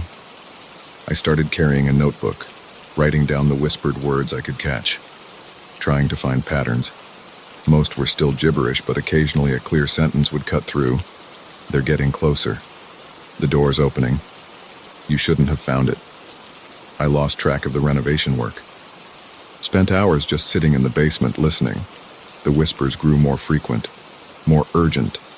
The song itself began to change. Notes held longer, the singer's voice distorting slightly, the piano sounding more like metal scraping on metal. 2 weeks in, I noticed the walls were wet. Not from outside moisture, it hadn't rained in days. This was something black and viscous, seeping through the concrete. It smelled like copper and rot. When I touched it, my fingers went numb. The radio's case began to change too. The brown bakelite darkened, developed a sheen like wet skin. Sometimes I swore I could see it pulsing, like something inside was breathing. The dial light grew brighter, shifting from yellow to deep red. The whispers started following me upstairs. I'd hear them at work, in the car, in bed at night, always just at the edge of comprehension. Sarah said I was distracted, irritable. The kids started avoiding me. I barely noticed. I was too focused on decoding the messages. Yesterday, something new happened. The song stopped mid-verse. Complete silence from the radio. Then a single voice spoke, clear, unwhispered, using my name. We've been waiting for you, David. It's almost time. Bring it through. The voice was the singer's, but wrong, like her vocal cords were made of grinding glass. I stumbled backward, fell against my workbench. Tools clattered to the floor. When I looked up, there was something behind the radio's speaker grill. Movement. A darkness deeper than shadow, flowing like oil. For a split second, I saw eyes. Dozens of them blinking in sequence. Then they were gone. The radio went silent again, but the dial kept glowing. Pulses of red light like a heartbeat. The black liquid on the walls began moving, flowing downward, gathering in pools on the floor. The pools started forming patterns. Letters, numbers, a date, tomorrow. I've spent today gathering supplies, salt, sage, holy water, every protection I can think of. I've transcribed my notebook entries into this document, loaded the audio recordings to the cloud. Sarah's taking the kids to her mother's. She thinks I'm sick, having some kind of breakdown. Maybe I am, but the whispers are constant now. The song plays in my head even when the radio's off. My vision blurs at the edges, like something's trying to push through from behind my eyes. The radio's changing faster. The case has gone completely black. The speaker grill looks like a mouth. The dial light throbs faster every hour. The puddles on the basement floor are spreading, forming a perfect circle around where the radio sits. I have to go back down there. Have to know what's coming, have to understand why it chose me, what it wants me to bring through. If you're reading this, and I don't come back, don't go in my basement. Don't touch the radio if you find it, and whatever you do, don't listen to the song, but if you hear whispers, if you catch yourself humming a tune you don't recognize, run. Run far. Run fast. They know you're there. They're always listening. And the door is almost open.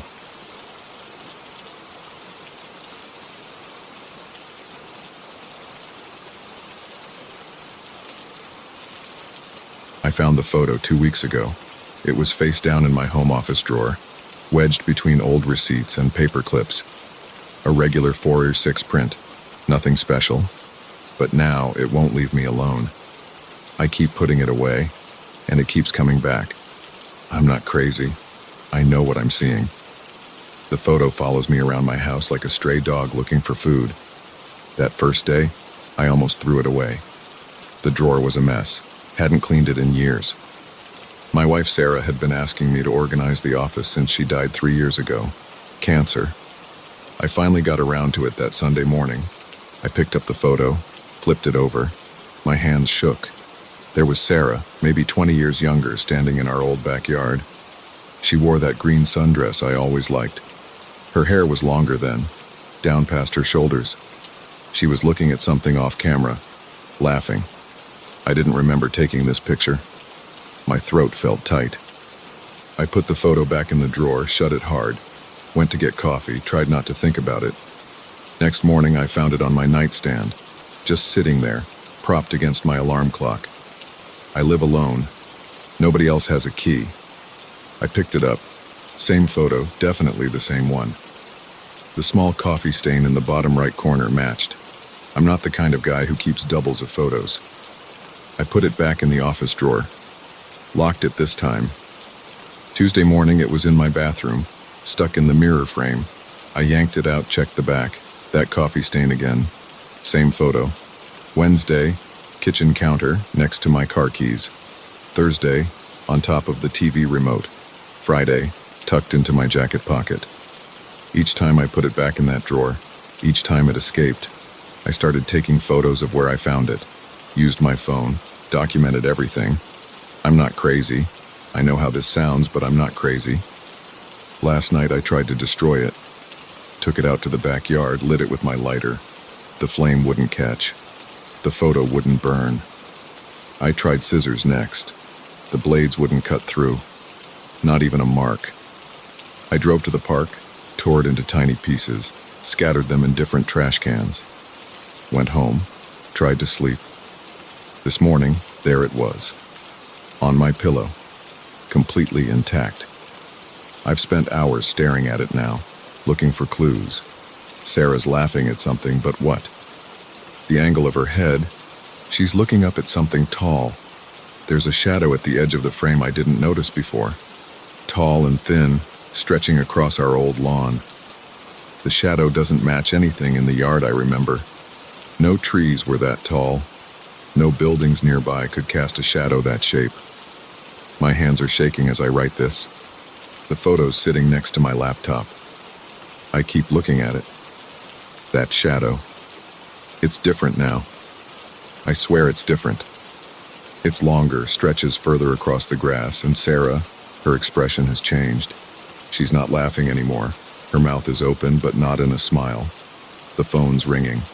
Unknown number. 4th time today. I should answer it, but I can't move. Because the shadow in the photo, it's moving. Not much. Just a slight shift every time I blink. Getting closer to Sarah in the frame. The phone keeps ringing. Sarah's face is different again. Eyes wider. That's not a laugh at all. The shadow's almost reached her now. The phone stops ringing. The house is too quiet. There's a shadow falling across my desk. Tall. Thin.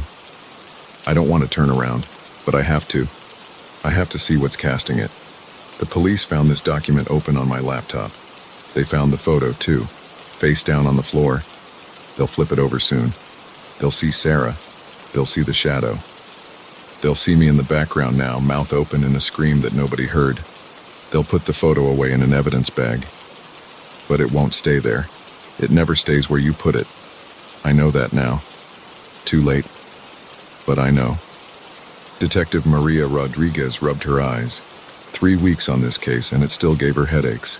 The empty house, the abandoned laptop, the strange document, and that photo. The photo that kept disappearing from the evidence locker. She'd logged it herself. Standard procedure. Sealed bag, proper labels, everything by the book.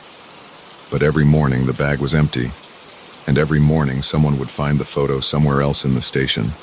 Coffee room, bathroom, her desk, always face down. She hadn't looked at it yet, hadn't flipped it over, but today, she would. Had to. Protocol required documentation of all evidence. The photo sat on her desk now, face down, coffee stain in the corner. Her hand reached for it. The office lights flickered. Officer Jenkins found Detective Rodriguez's desk empty that morning. Her laptop was open. A new document was open, cursor blinking at the end of a sentence. The photo was there too, face down. Jenkins should have logged it back into evidence. Should have. But instead, he reached for it. The lights flickered. The precinct got a new filing system after that. Digital everything. No paper files. No physical photos.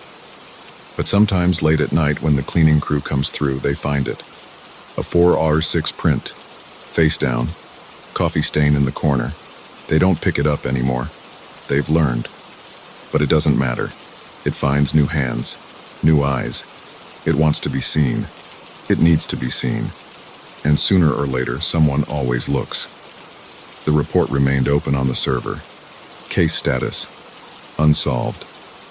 Missing persons: 3. James Harrison, 52. Detective Maria Rodriguez, 41. Officer Thomas Jenkins, 35. Evidence logged: none photos, none notes. Case files corrupted. Data unrecoverable. Final update: case closed due to lack of evidence. But in an empty house, in a drawer that won't stay locked, something waits. Face down. Coffee stain in the corner. Waiting for the next person who needs to clean out their office. Waiting for the next person who thinks it's just a photo. Waiting. Always waiting. And somewhere in the dark, a shadow grows taller, thinner, hungrier.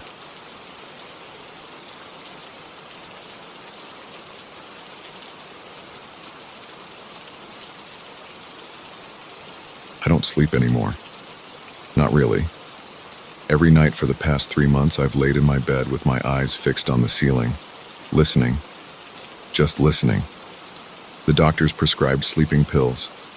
They sit untouched in my bathroom cabinet. I can't risk being drugged, not with that thing outside my window. It started in October. The nights were getting longer, and the temperature was dropping.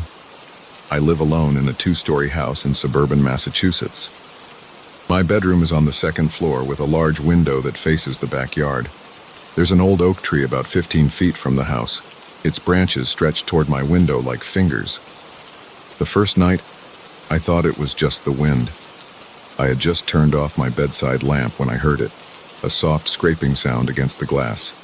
My body went rigid under the covers. The sound lasted maybe 5 seconds, then stopped. I told myself it was a branch hitting the window. But deep down, I knew the tree wasn't close enough to reach. The second night, the scraping came again. 3 distinct scratches, like fingernails on glass. I kept my eyes locked on the ceiling, my heart hammering in my chest. The sound moved from left to right across the window. Slow, deliberate, testing. By the 3rd night, I had installed a motion-activated floodlight in the backyard. It didn't help. The light would snap on randomly throughout the night, but whenever I gathered the courage to look outside, there was nothing there. Just the empty yard, the oak tree, and darkness beyond the light's reach. Week 2 brought the tapping. Light at first. Tap, tap, tap, like someone trying to politely get my attention. I started sleeping with music playing through my earbuds to drown it out. But the tapping got louder, more insistent. Even over the music, I could hear it. Tap, tap, tap. I called the police twice that week. They found nothing. No footprints in the soil beneath my window, no marks on the glass, no signs of anyone trying to break in. The young officer who came the second time gave me a pamphlet about home security systems. I installed one the next day. Motion sensors on every window, cameras covering the yard. The system hasn't triggered once, but I know it's there. Every single night. The cameras show nothing, but I can sense it. A presence. A weight in the air when darkness falls. Sometimes I catch movement in my peripheral vision, a shadow passing across the window. But when I turn my head, it's gone. My therapist says it's anxiety manifesting as paranoid delusions. She recommended antipsychotics. I didn't fill the prescription. Last week, things escalated. I was lying in bed, earbuds in, eyes closed, trying to convince myself to sleep. The tapping started, louder than ever, then the scraping, then both together creating a rhythm that made my teeth ache.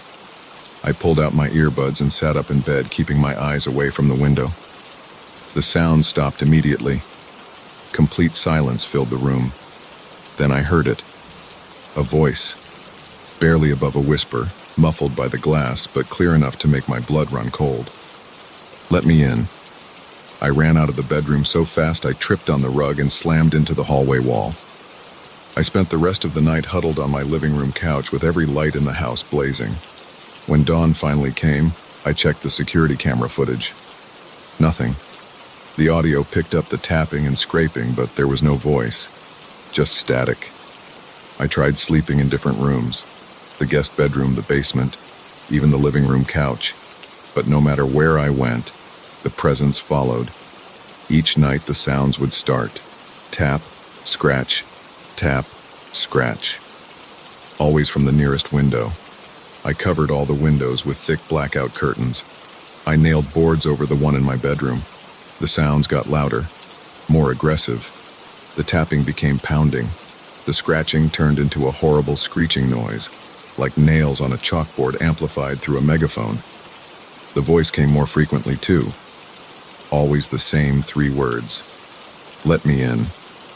Sometimes whispered, sometimes spoken normally, as casual as a neighbor asking to borrow sugar. Once it screamed the words so loudly I wet myself like a child. I started documenting everything. I bought a voice recorder and left it running by the window each night. Most mornings the recording would be blank, just hours of silence. But sometimes, buried in the static, I could make out sounds that shouldn't be possible. Things that sounded like breathing, but not quite right. Too wet, too rhythmic, too hungry. Last night was the worst so far. I was in my bedroom, sitting on the edge of my bed, staring at the boards over my window. The pounding started right at midnight. Then the screeching. Then the voice, but different this time. It wasn't asking anymore. "I'm coming in." The boards began to vibrate. The nails squealed as they pulled free from the wood. I watched, paralyzed, as the boards bent outward, splinters cracking like gunshots in the quiet room. Behind them, through the gap that was forming, I caught a glimpse of something, just for a second. A face, but not a face. Eyes, but not eyes. A mouth that contained too many impossible angles. I ran. I got in my car and drove until sunrise. Now I'm sitting in a Denny's parking lot, typing this on my phone. I've been here for hours, watching the sun climb higher in the sky. My coffee is cold. My hands won't stop shaking. I can't go back to that house. But I know it doesn't matter. Because last night as I was peeling out of my driveway, I looked in my rearview mirror. For just a moment I saw something in my back seat. A shadow darker than darkness. A presence that made the air thick and heavy. And I realized the truth that I've been trying to deny for months. It was never about the window. The window was just its way of playing with me, testing me, wearing me down. Now it's done playing. Now it's with me. And as I sit here in my car watching the morning crowd shuffle into Denny's, I can feel it, right behind me, waiting. I know what will happen when the sun sets. I know what that thing will do when darkness gives it strength again. But I can't run anymore. I'm too tired, too broken. So I'll sit here drinking cold coffee, watching normal people live their normal lives and wait for night to fall. Maybe I'll get lucky. Maybe someone will find this and understand. Maybe they'll figure out how to stop it before it moves on to its next victim. But I doubt it. Because even now, in the bright morning sun, I can hear its voice. Not outside my window anymore, but inside my head. 3 words, over and over, growing louder with each repetition. I'm already in. I close my eyes and wait for darkness.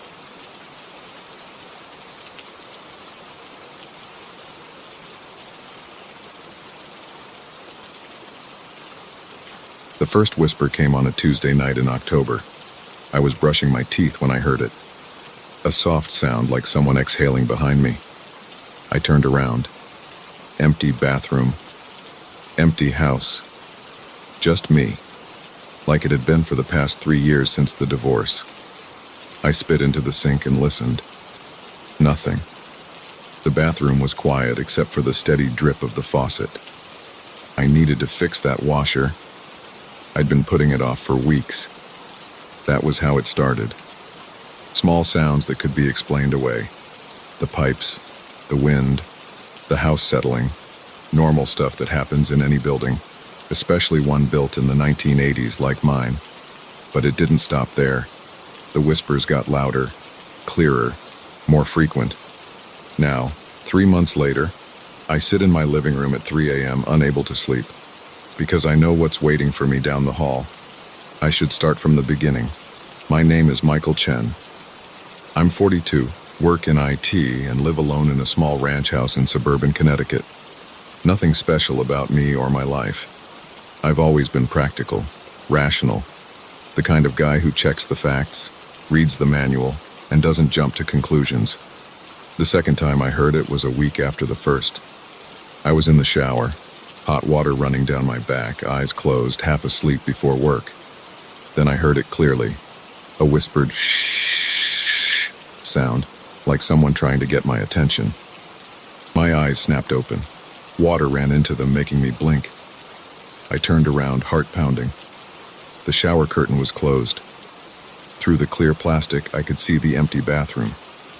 Steam rose from the hot water, fogging the mirror over the sink. I pulled back the curtain and looked around. Nothing moved. Nothing was out of place. The bathroom door was still closed, just like I'd left it. The small window above the toilet was shut and locked.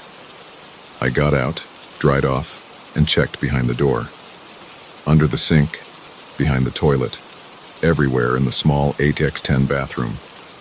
Nothing. That night I checked all the pipes. Got down on my hands and knees with a flashlight and looked at every connection under the sink. Examined the shower head. Ran the water at different pressures. Everything worked normally. The next few weeks were quiet. I started to relax. Then one night, while washing my face before bed, I heard it again. This time it wasn't just a sound, it was a word. Michael. My name whispered so softly I almost missed it. I froze, water dripping down my face. The voice had come from behind me, near the shower. I spun around. Empty bathroom. I yanked back the shower curtain. Nothing. My heart was pounding so hard I could feel it in my throat. I walked out of the bathroom, shut the door, and stood in the hallway. My wet face felt cold. "This is stupid," I said out loud. My voice sounded too loud in the quiet house. "It's just pipes. Old pipes make weird sounds." I went back in, checked everything again. Still nothing wrong. That night, I lay in bed and made a list on my phone. Check air vents, call plumber, install carbon monoxide detector. Get hearing checked. Check crawl space under house. The next day, I did everything on the list. The plumber found nothing wrong. The vents were clear. The carbon monoxide detector showed normal readings.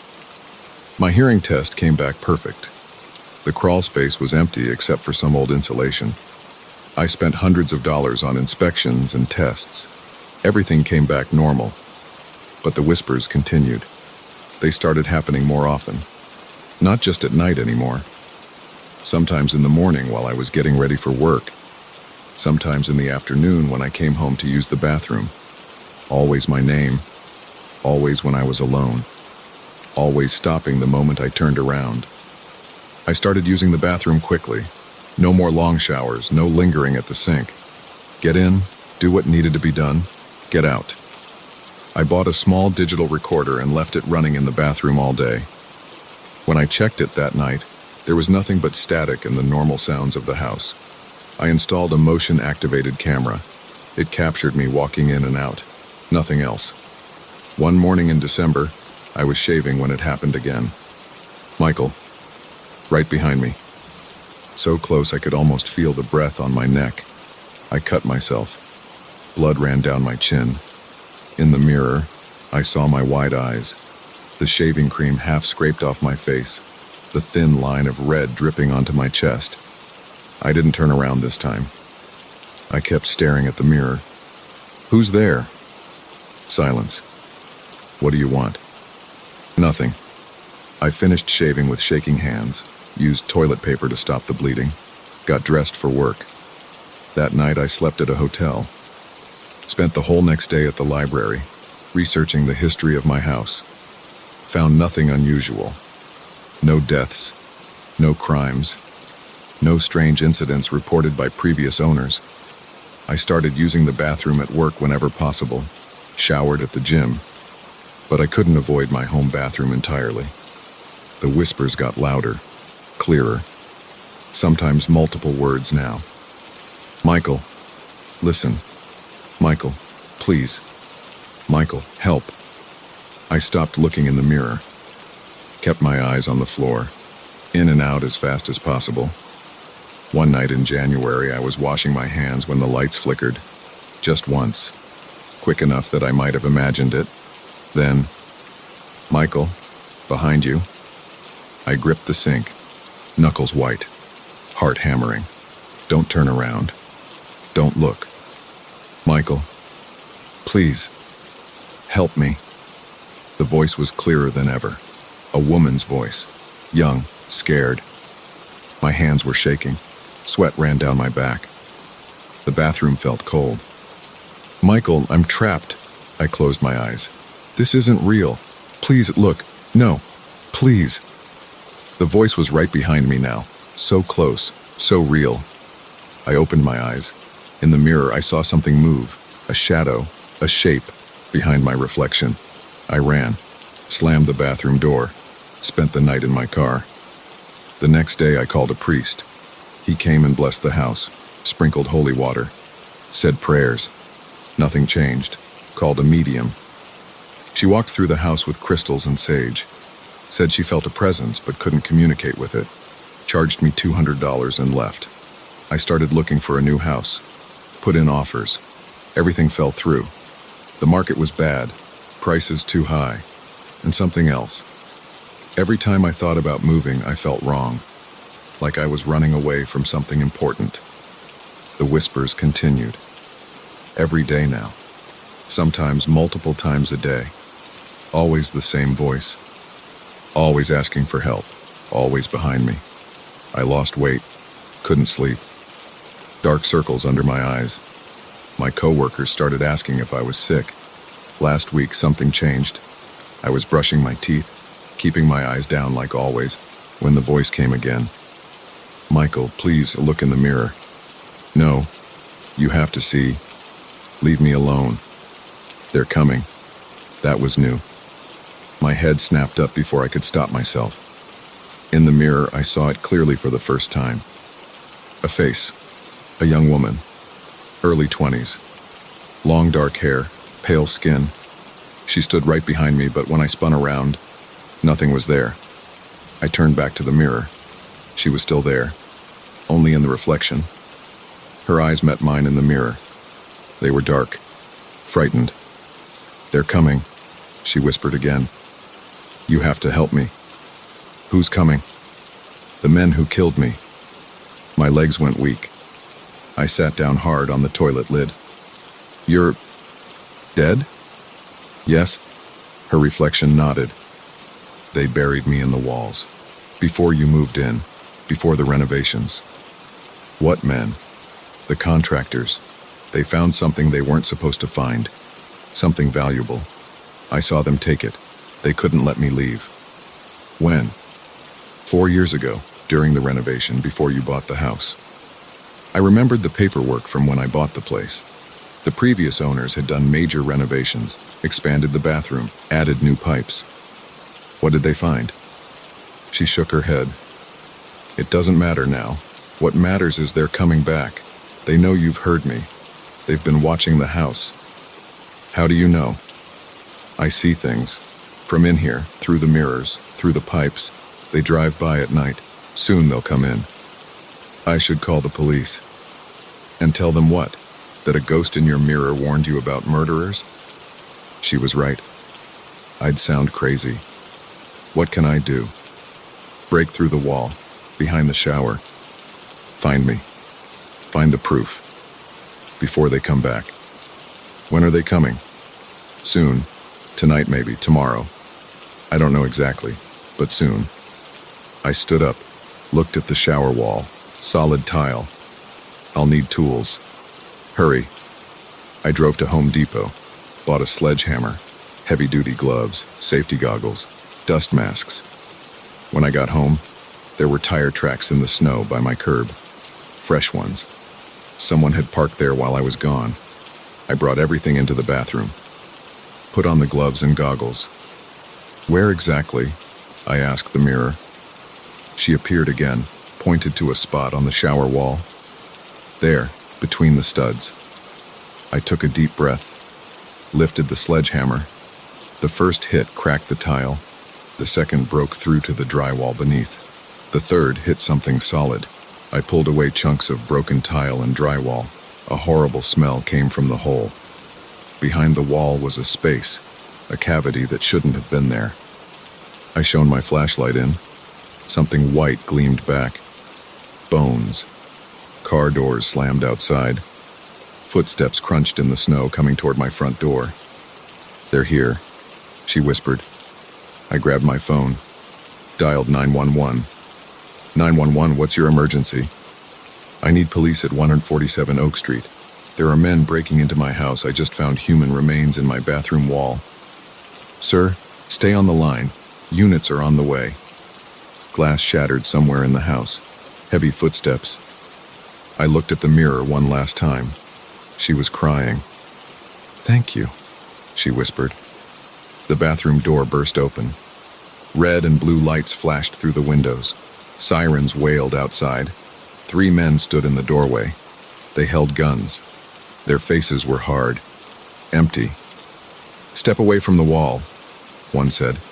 I raised my hands, still holding my phone. Police, drop your weapons. New voices, running footsteps, more shouts. The men turned. Gunshots exploded in the hallway. I dove into the bathtub, covered my head. More shots, screaming. Then silence. When I looked up, police officers filled the bathroom. The 3 men lay face down in the hallway, handcuffed. Sir, are you hurt? I shook my head. We need forensics in here, an officer called, looking into the hole in my wall. I looked at the mirror. It was empty now, just my own pale face staring back. They found her bones, and other things. Evidence. Items stolen from other houses. A drug stash. The contractors had been using renovation jobs as cover for burglaries. She had caught them in the act. They identified her through dental records. Karen Martinez, 23, graduate student, reported missing 4 years ago. Her family finally had answers. The men went to prison. I still live in the house. The bathroom is repaired now. New walls, new tiles. The whispers have stopped. But sometimes when I'm brushing my teeth late at night, I look in the mirror and whisper, "Thank you." I never see her, never hear her voice again. But the bathroom feels peaceful now, like something that was wrong has finally been made right. I kept one of the old tiles. It sits on my dresser, a reminder that sometimes the most unbelievable things turn out to be true. And sometimes, when you're the only one who can help, you have to be brave enough to listen. Even to whispers. Especially to whispers. Because they might be trying to tell you something important. Something that needs to be heard.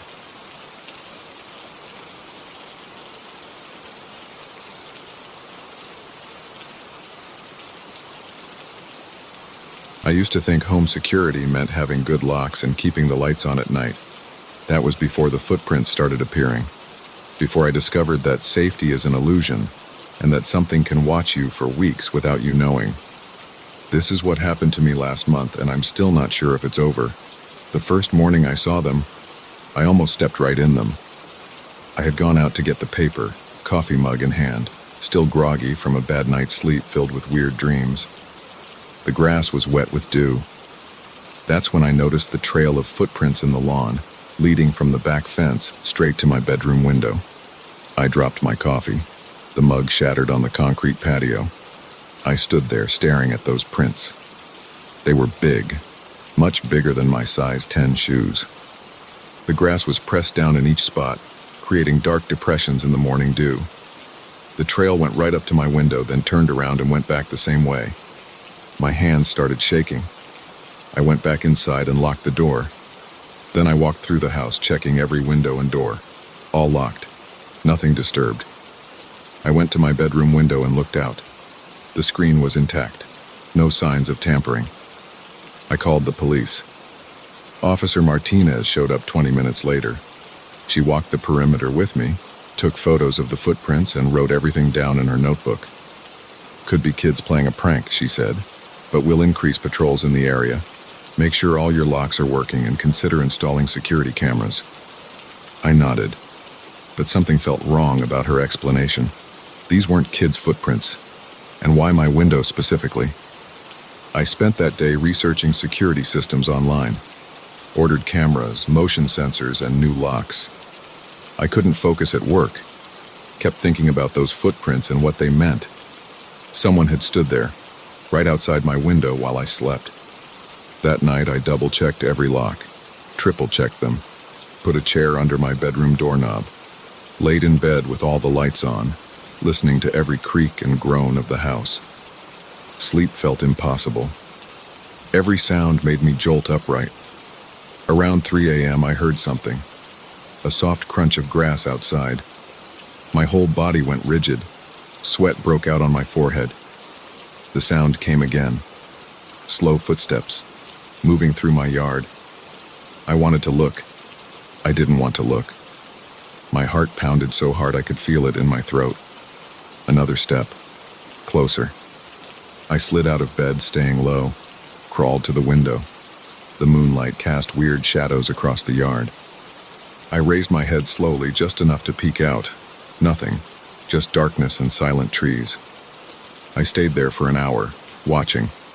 No movement, no sounds. Finally, exhaustion won out, and I passed out in bed just before dawn. The next morning, fresh footprints. Same size, same path, right to my window and back. I called Officer Martinez again. She came out, took more photos, suggested I stay somewhere else for a few days. I considered it, but something in me refused to be driven from my home. The security system arrived that afternoon. I spent hours installing cameras, motion sensors, and lights. Put in new deadbolts, added window locks. By sunset, my house was a fortress. That night I set up my laptop to watch all the camera feeds, made a pot of coffee, settled in for an all-night vigil. The cameras showed clear views of my entire yard, especially the path to my window. Hours passed. Nothing. My eyes burned from staring at the screens. The coffee went cold. At 3:17 a.m., all the cameras went dark. Just black screens. No static, no interference, like they'd all been turned off at once. I sat there, frozen. Tried rebooting the system. Nothing. Checked the connections. All fine. But the cameras stayed dark. Then I heard it. That soft crunch of grass outside. My hands started trembling. Another step. Closer. I had to see. Had to know. I crept to the window. Raised my head to look out. Two pale eyes stared back at me through the glass. I fell backward, scrambling away from the window. My back hit the wall.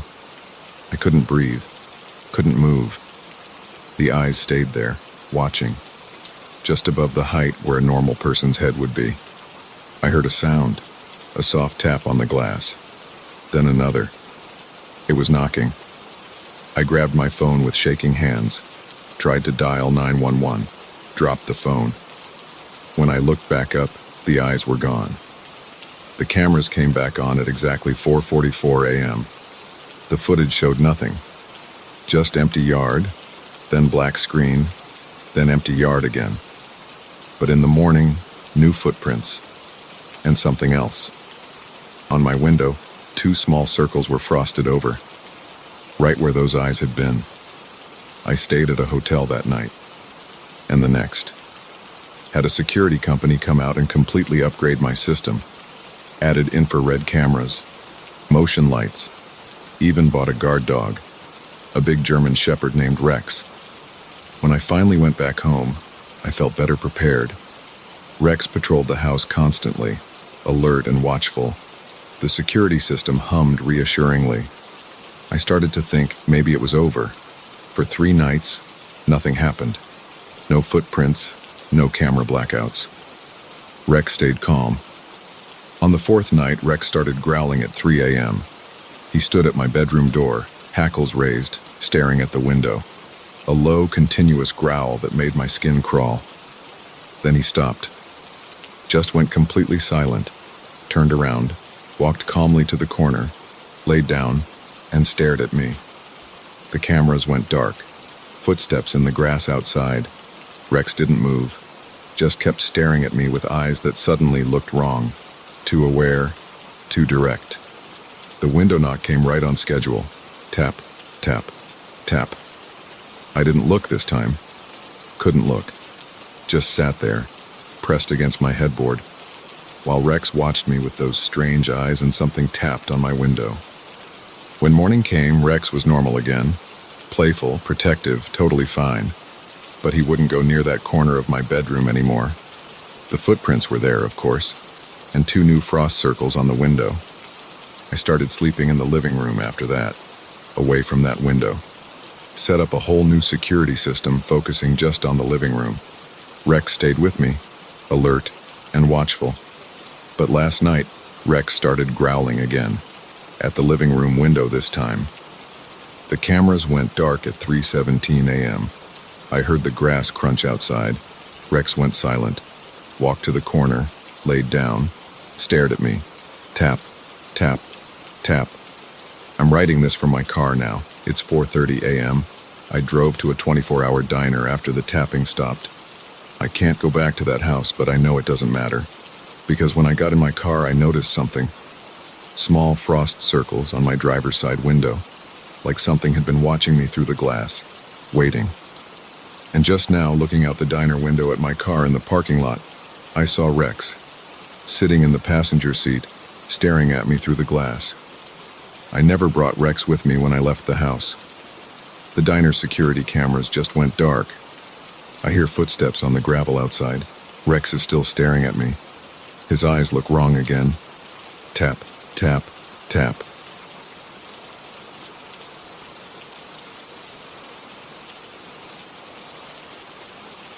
It started 3 weeks ago. A smell of dead flowers filled my living room at 8:47 p.m. I checked my watch because I wanted to document it. The odor hit me like walking into a funeral home. Sweet, thick, rotting. I got up from my couch and walked around the room, sniffing. Nothing on the shelves, nothing behind the TV, nothing under the coffee table. I opened every window. The October air came in cold and clean. The smell stayed. I went to the kitchen and checked the garbage disposal. Clean. Checked under the sink. Normal. Went back to the living room. The smell was stronger. My dog Max didn't react. He kept sleeping on his bed in the corner. I always thought dogs could smell everything. He just snored. I checked every corner, every crack in the baseboard, even pulled back the carpet edges. Nothing dead. No hidden flowers. No water damage. No mold. Just that smell getting thicker. By 10 p.m. it was gone. Just disappeared. Like someone flipped a switch. I wrote it down in my phone. Strange flower smell, 8:47, 10 p.m. The next 3 days were normal. No smell. I almost forgot about it.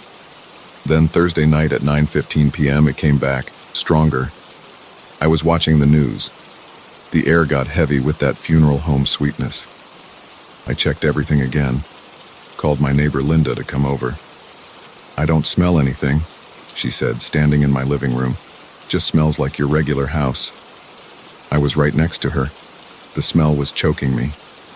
Like someone had dumped 1,000 dead roses in the room, but she just shrugged and left. That's when I started keeping the detailed log. Thursday, Oct. 12, 9:15 p.m. to 11:30 p.m. Strong dead flower smell. No source found. Sunday, Oct. 15, 7:50 p.m. to 9:20 p.m. Even stronger. Made me gag. Monday, Oct. 16, nothing Tuesday. Oct. 17, nothing Wednesday. Oct. 18, 8:30 p.m. to midnight. Had to sleep in spare room. Friday, Oct. 20, 10 p.m. to unknown. Fell asleep in hotel. I'm not crazy. I know smells. I work as a building inspector. I can identify mold, gas leaks, sewage problems. This was different. This smell had a purpose. Last week I hired a plumber. He checked every pipe, charged me $200 to tell me everything was fine, then called an HVAC guy, another $150 to hear the ventilation system was clean. I even got one of those fancy environmental testing companies. They brought sensors and meters, tested for gases, spores, particles. $500 for a report that said my house was cleaner than average. The smell came back that same night, right after the testing guy left, like it was laughing at me. I started avoiding the living room after sunset, worked late, went to bars, visited friends, anything to not be home. But I couldn't sleep. Even in other rooms, I imagined I could smell it. That sweet, rotting thickness waiting in the dark. My sister Kate came to stay last weekend. She's a nurse, practical about everything. You're working too hard, she said. Stress can cause phantom smells. She slept on the couch to prove nothing was wrong. At 9:23 p.m., the smell came. I was in the kitchen when I heard her cough. Jesus Christ, she said. What is that? Finally, a witness. I ran to the living room. She was standing by the window, hand over her mouth. You smell it? I asked. Like a whole flower shop died in here. She looked around the room. Where's it coming from? We searched again. Every inch. Moved furniture. Checked inside the walls where we could. The smell got stronger with each minute. Kate's eyes were watering. We need to document this, she said. She took pictures, video. The air looked normal on her phone. She got an air sample in a Ziploc bag. I'll have the lab at work test it. The lab results came back yesterday. Normal air composition, the report said. No unusual organic compounds detected. But something changed after Kate's visit. The smell started lasting longer, getting stronger. Last night it started at 8 p.m. I was making dinner. The first wave hit me and I dropped my plate, spaghetti all over the floor. The smell was different now. Still sweet, still like dead flowers, but with something else underneath. Something older, deeper, like dirt and old bones. I ran outside, stood in my driveway breathing clean air, called Kate. Get a hotel, she said. I'm coming over tomorrow. We'll figure this out. But I couldn't leave. The smell was mine now. It had chosen my house, my living room. Running wouldn't solve it. I went back inside, cleaned up the spaghetti, sat on the couch, let the smell wrap around me. My eyes burned. My throat felt thick. But I stayed. At midnight, I started talking to it. What do you want? The smell got stronger. Why are you here? Stronger still. My head was spinning. Who are you? The TV turned on by itself. Static. But in the white noise I heard something. A whisper. A name. That's when I remembered. 1 year ago exactly. The previous owner of this house. Eleanor Crane. Found dead in this room. Heart attack while arranging flowers. I did the final inspection before I bought the place. The room spun. The smell was solid now, like breathing syrup. Through the static on the TV, I saw shapes. Flowers. Hundreds of them. Growing. Dying. Rotting. And behind them, a figure. Eleanor. Still arranging her flowers. Forever arranging them. I should have run. Should have sold the house. Should have burned it down. Instead, I bought flowers today. Fresh ones, roses and lilies. Put them in a vase on the coffee table. It's 8:30 p.m. now as I write this. The sun is setting. Soon she'll be here. Eleanor and her dead flowers. But this time I have an offering. This time I understand. We all need our routines, even after we're gone. Eleanor has her flowers. And now, I have Eleanor. The smell is starting. Right on time. Sweeter tonight, almost pleasant. The TV is flickering, static again.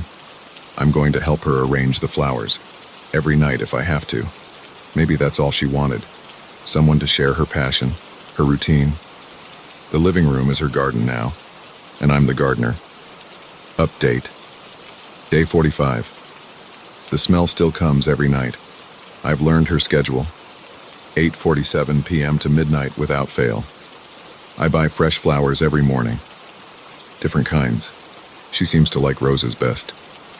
The smell is still strong, but I don't mind it anymore. Sometimes I catch glimpses of her in the TV static. Just shadows and shapes, but I know it's her. Working with her flowers. I rearranged the living room, moved the couch against the wall, added more vases, more surfaces for flowers. The room looks like a flower shop now. Kate thinks I've lost my mind. Maybe I have, but I sleep better now.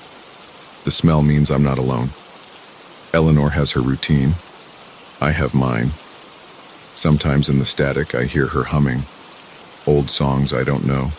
The flowers in the vases move slightly like someone's touching them, arranging them just right. I've stopped trying to explain it. Stopped looking for reasons. Some things don't need to be understood, they just need to be accepted. The sun is setting. Time to get the fresh flowers ready. Eleanor will be here soon. Another night in her garden. Another night of sweet decay and static whispers. This is my life now. The inspector who found his purpose in a dead woman's flower garden.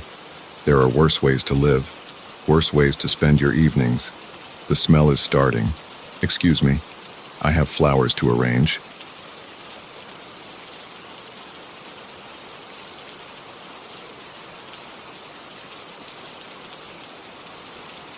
I should have thrown that mirror away the first time I noticed something was wrong, but I didn't. Now I sit here at 3:47 a.m., hands shaking as I type this on my phone, locked in my bathroom. I can hear it moving around in my bedroom. The shuffling sounds exactly like my own footsteps. Let me start from the beginning. I need to get this all down while I still can. 6 weeks ago, I bought a full-length mirror from a closing sale at Macy's. Nothing fancy, just a basic silver-framed mirror marked down to $49.99. I installed it on the inside of my bedroom closet door. The previous owner of my house had left mounting brackets, so it was an easy job. 20 minutes with a screwdriver, and it was done. The first few days were normal. I'd check my outfit before work, make sure my tie was straight, the usual stuff. But on day 4, something felt off when I looked in the mirror. I couldn't put my finger on it. My reflection looked like me, but somehow not quite right. Like when you see a photo of yourself from a slightly wrong angle. I leaned closer, studying my face. Everything was there. The small scar on my chin from a bike accident when I was 12. The slightly crooked front tooth, the beginning of gray at my temples. But something about my expression seemed wrong. I raised my right hand to touch my face. In the mirror, my reflection did the same, but I could have sworn there was a delay. Just a fraction of a second, but enough to notice. I blinked hard and looked again. Everything seemed normal. I told myself I was being paranoid. Too many late nights at work, too much coffee. I went about my day. A week later, I was getting ready for bed. As I walked past the closet, the door was slightly open, giving me a view of the mirror in the darkness. I stopped cold. I saw movement in the reflection, but I wasn't moving. Just a quick shift, like someone adjusting their weight from one foot to the other. When I flipped on the lights, my reflection was normal, matching my startled expression perfectly. I started paying more attention after that.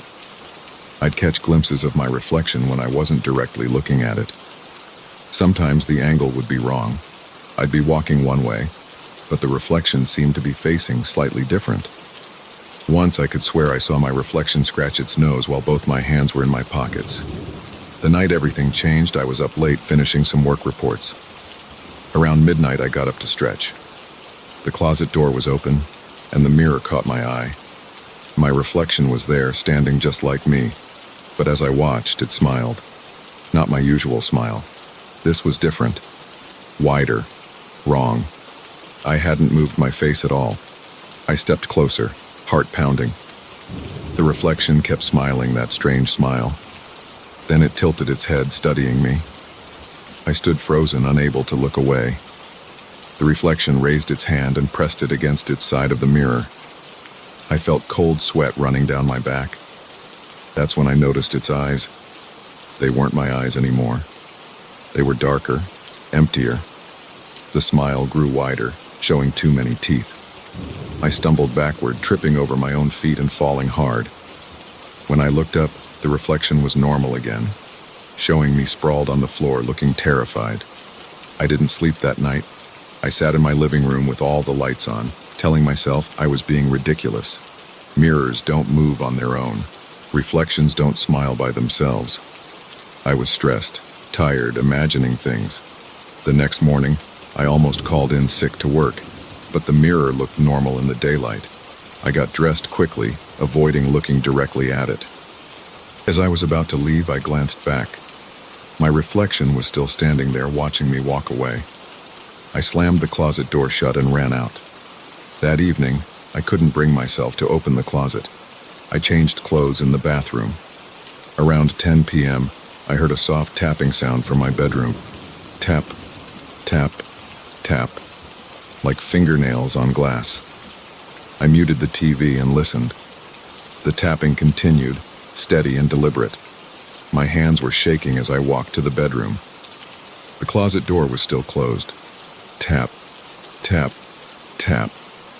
I reached for the handle, then stopped.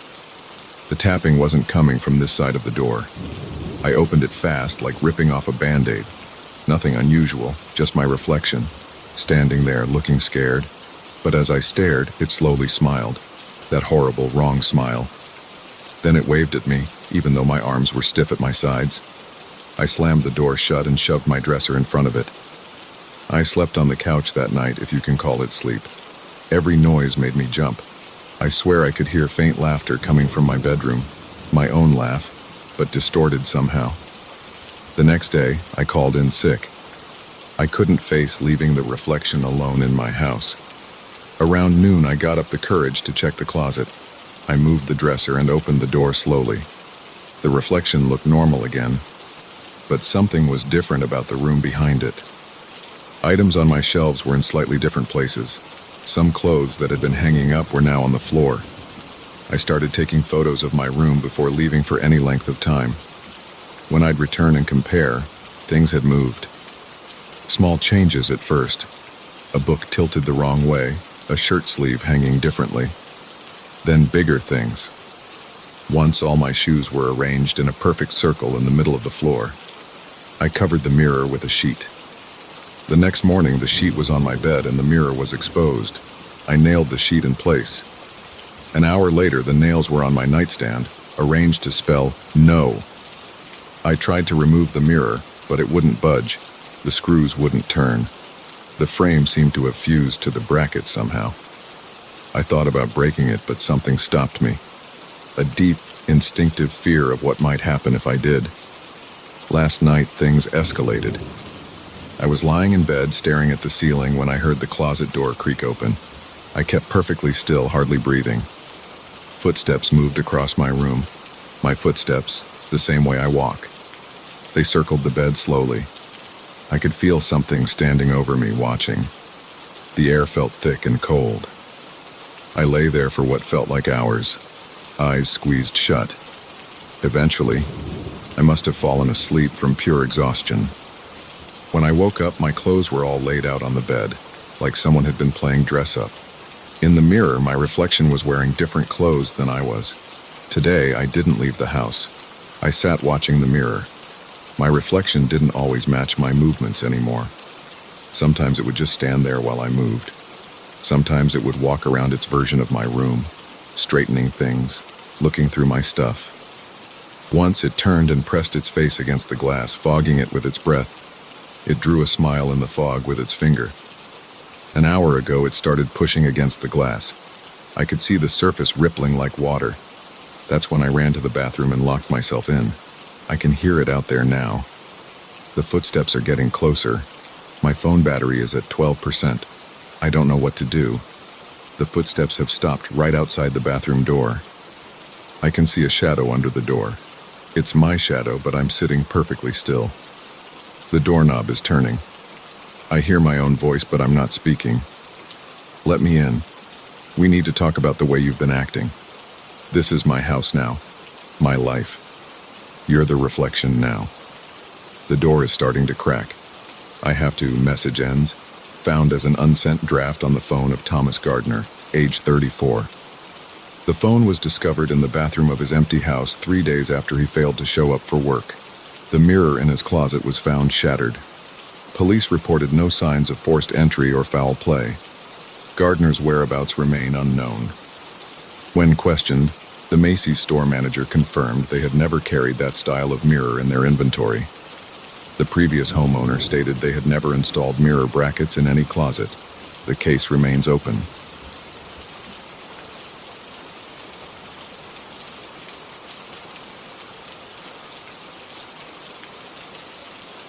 The first time I heard the voice, I thought it was just my mind playing tricks. 3 a.m., dead tired after another late shift at the hospital.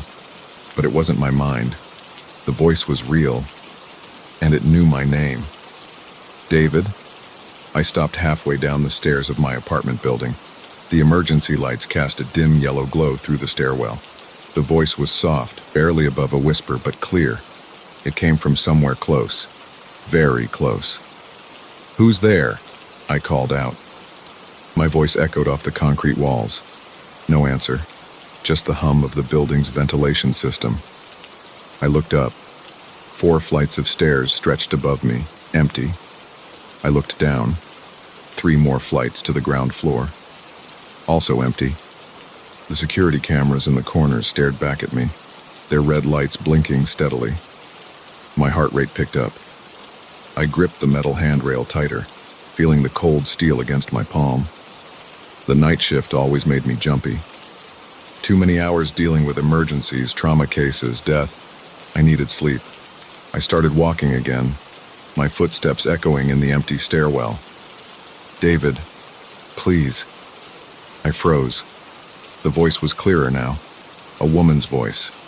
Young. Pleading. It seemed to come from right beside me, as if someone was standing there whispering in my ear. But there was no one. Sweat broke out on my forehead. The air felt colder. My breath came out in short bursts, visible in the dim light. "This isn't funny," I said loudly. My voice shook slightly. "If someone's there, show yourself." Silence. I pulled out my phone and turned on the flashlight. The bright beam cut through the shadows. I swept it around slowly. The stairs above, the landing below, the corners. Nothing but gray concrete walls and metal railings. My hands were shaking now. I tried to think rationally. I was a doctor. I dealt with facts, with reality. There had to be an explanation. Maybe the sound was carrying from one of the apartments. Maybe someone was watching a movie or having a conversation that was somehow echoing through the ventilation system. But the voice had been so close, so clear.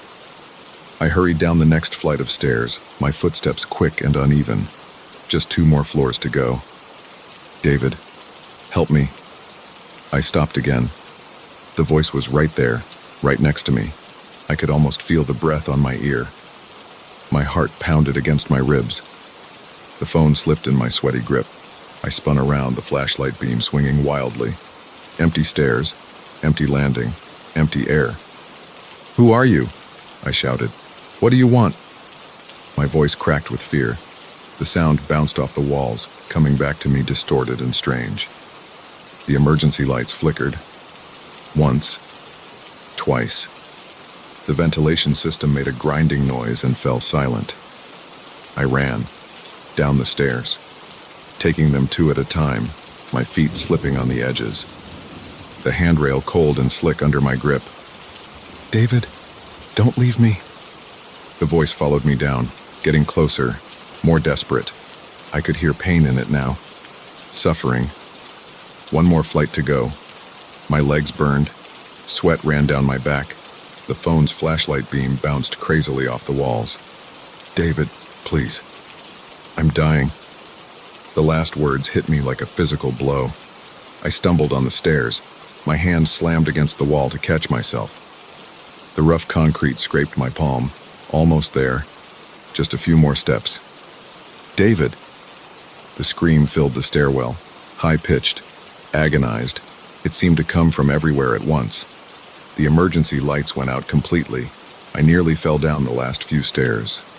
My phone clattered to the ground, the flashlight spinning circles on the ceiling. I scrambled to pick it up, my fingers numb and clumsy. Then I reached the bottom step. Silence.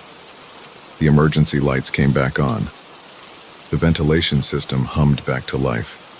I stood there, gasping for breath, my shirt soaked with sweat. The stairwell was completely normal, completely empty. I pushed through the door to the lobby. The night security guard looked up from his phone. "Everything okay, Dr. Matthews?" "Heard some noise in the stairwell." Did you hear anything else?" I asked. "Any voices?" He shook his head. "Just footsteps. Sounded like you were in a hurry." I nodded weakly and walked out into the night. The cool air felt good on my face, but I couldn't shake the voice from my mind. The desperation in it, the pain. That was 3 weeks ago. I haven't taken the stairs since then.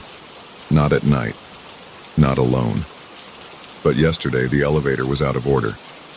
I stood in front of the stairwell door for a long time, staring at the push bar. It was almost midnight. The hallway was empty and silent.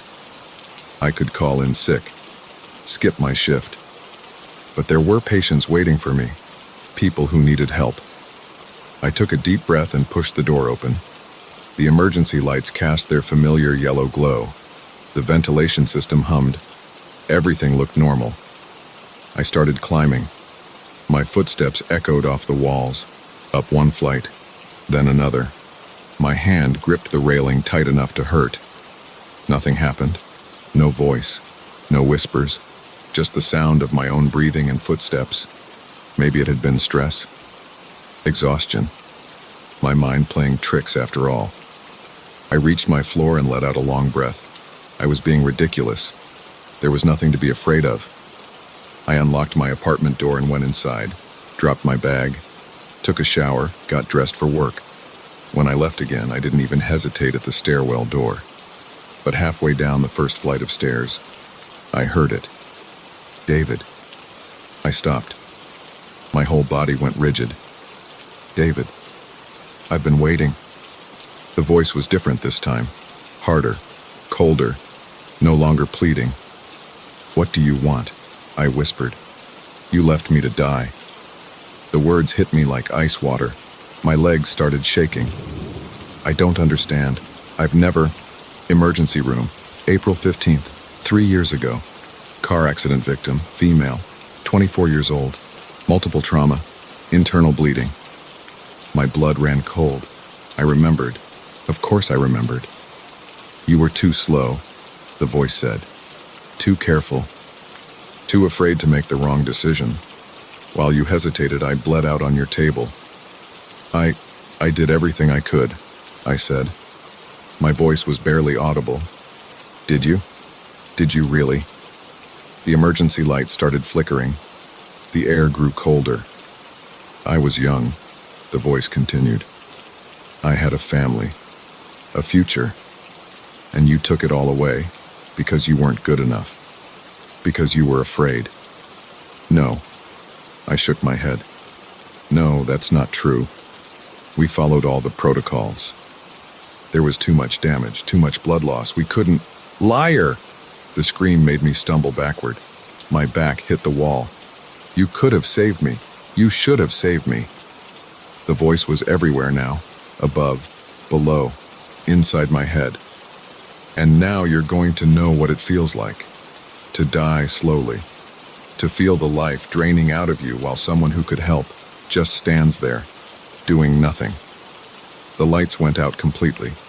Total darkness. I fumbled for my phone, but it slipped from my shaking hands. I heard it bounce down the stairs, clattering against the concrete. "Please," I said. "I'm sorry. I'm so sorry." "Sorry isn't good enough." Something cold brushed against my face.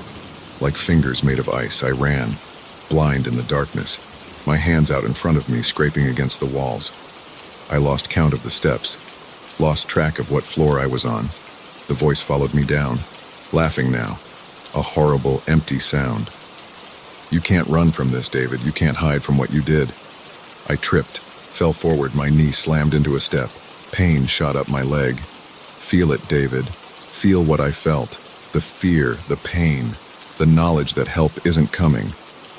Something grabbed my ankle, cold, strong, pulling. I screamed, kicked out wildly. My foot hit nothing but air. More hands grabbed me, on my arms, my legs, my throat. "Time to pay for your mistake, doctor." I couldn't breathe, couldn't move. The cold was inside me now, freezing my blood. Then my hand touched something. The bottom step. Everything stopped. The lights came back on. The hands disappeared. The voice fell silent. I lay there gasping, my whole body shaking. When I finally managed to stand, my legs nearly gave out. The stairwell was empty, normal, like nothing had happened. But I knew better now. I knew what waited in the stairs, what lived in the space between floors, between light and shadow. And I knew it would be back, because guilt doesn't die, and some mistakes can never be undone. I handed in my resignation the next day, moved out of the building a week later, but sometimes late at night when everything is quiet, I hear it. "David." A whisper. Soft, patient, waiting. And I know that one day, I'll have to take the stairs again. One day I'll have to face what I did. One day the voice will have its revenge, but not today. Today I take the elevator.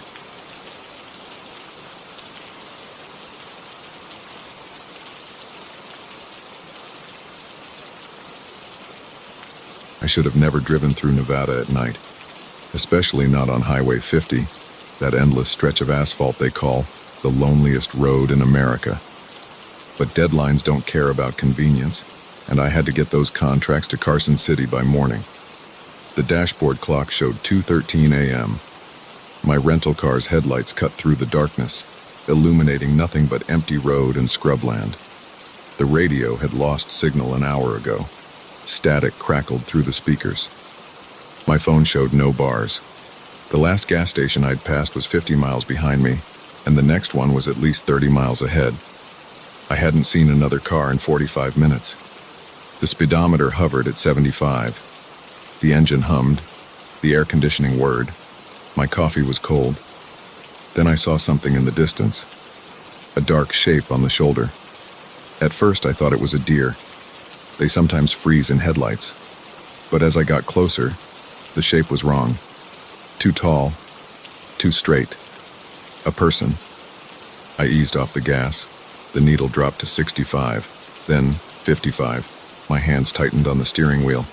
Who would be walking here? The middle of nowhere. 2 a.m. No cars, no houses, nothing. The figure kept walking. Steady pace, black clothes, facing away from me. 45 MUIPER now. Close enough to see more details. A tall person, maybe 6 feet. Thin, long dark coat despite the summer heat. Moving with a strange mechanical stride.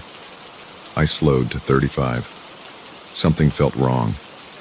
My neck muscles tensed. Sweat beaded on my forehead despite the AC. 30 MEP, almost alongside them now. I couldn't help looking. I had to look. The figure turned its head toward my car. Smooth, deliberate movement, like a security camera pivoting. My foot hit the brake. 25 mph. The car drifted closer to the shoulder.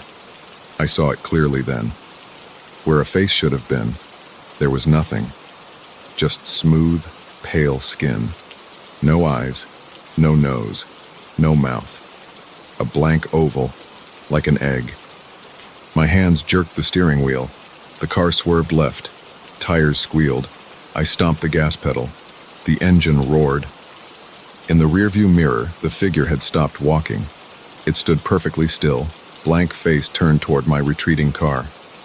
Then it started to run. Not human running. Not the awkward, bouncing movement of a person at full sprint. This was smooth, efficient, fast, too fast. The speedometer hit 80. The figure kept pace. 90 money mouter. Still there. The rental car shuddered. The engine screamed. The figure matched my speed, coat flapping behind it like wings. I couldn't look away from the mirror. The blank face grew larger, getting closer. 100 feet behind me. 75. 50. The road curved. I didn't turn enough. The right tires hit the shoulder. Gravel sprayed. The steering wheel bucked in my hands. I yanked it left. Too hard. The car fishtailed, spinning. The world whirled around me. Headlights swept across empty desert. Stars spun overhead. The car slammed to a stop in the opposite shoulder, facing the wrong way. Engine stalled. Silence. My heart pounded. Hands shook. Breath came in gasps. The figure stood in the middle of the road, 20 feet away, motionless. Faceless head tilted slightly to one side. I tried the key. The engine coughed, died. The figure took a step forward, another. Each movement precise, mechanical. The engine caught. Roared to life. Tires spun in the gravel. The car lurched forward. I cranked the wheel hard, made a wide U-turn across both lanes, accelerated west, back the way I'd come.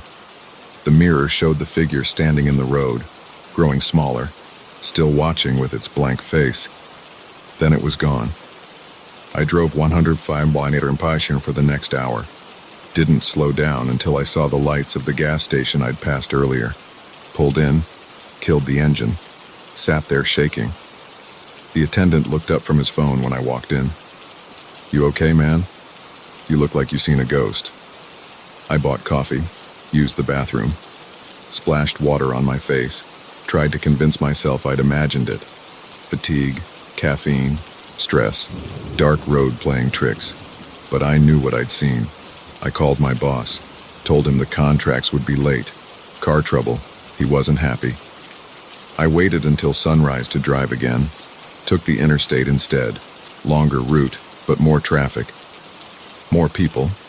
That was 3 days ago. The contracts got delivered eventually. My boss got over it. Life went back to normal. Except for one thing.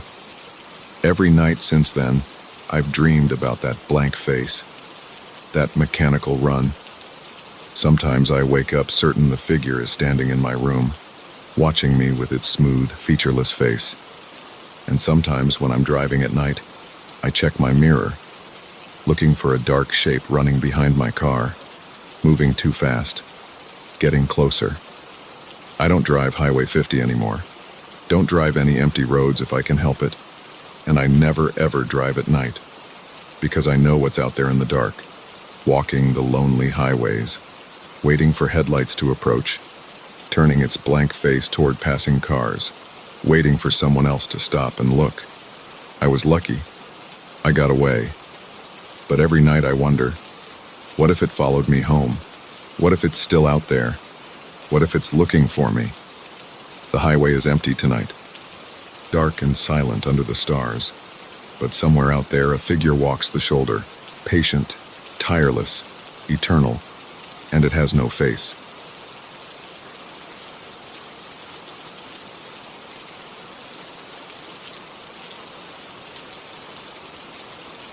My name's Mike Thorne.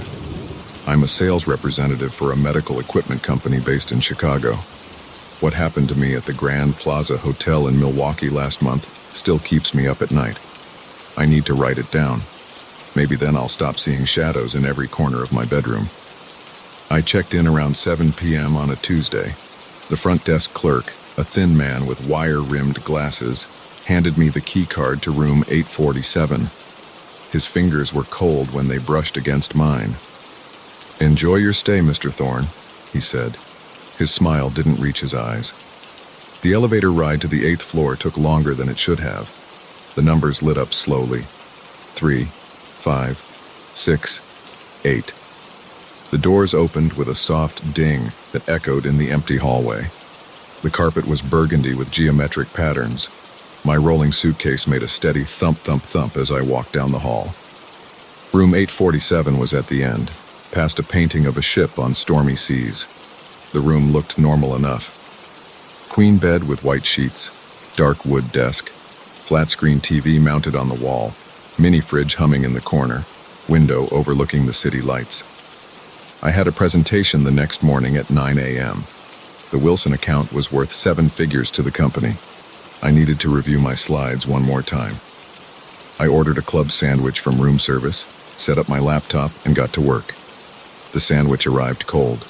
I ate it anyway.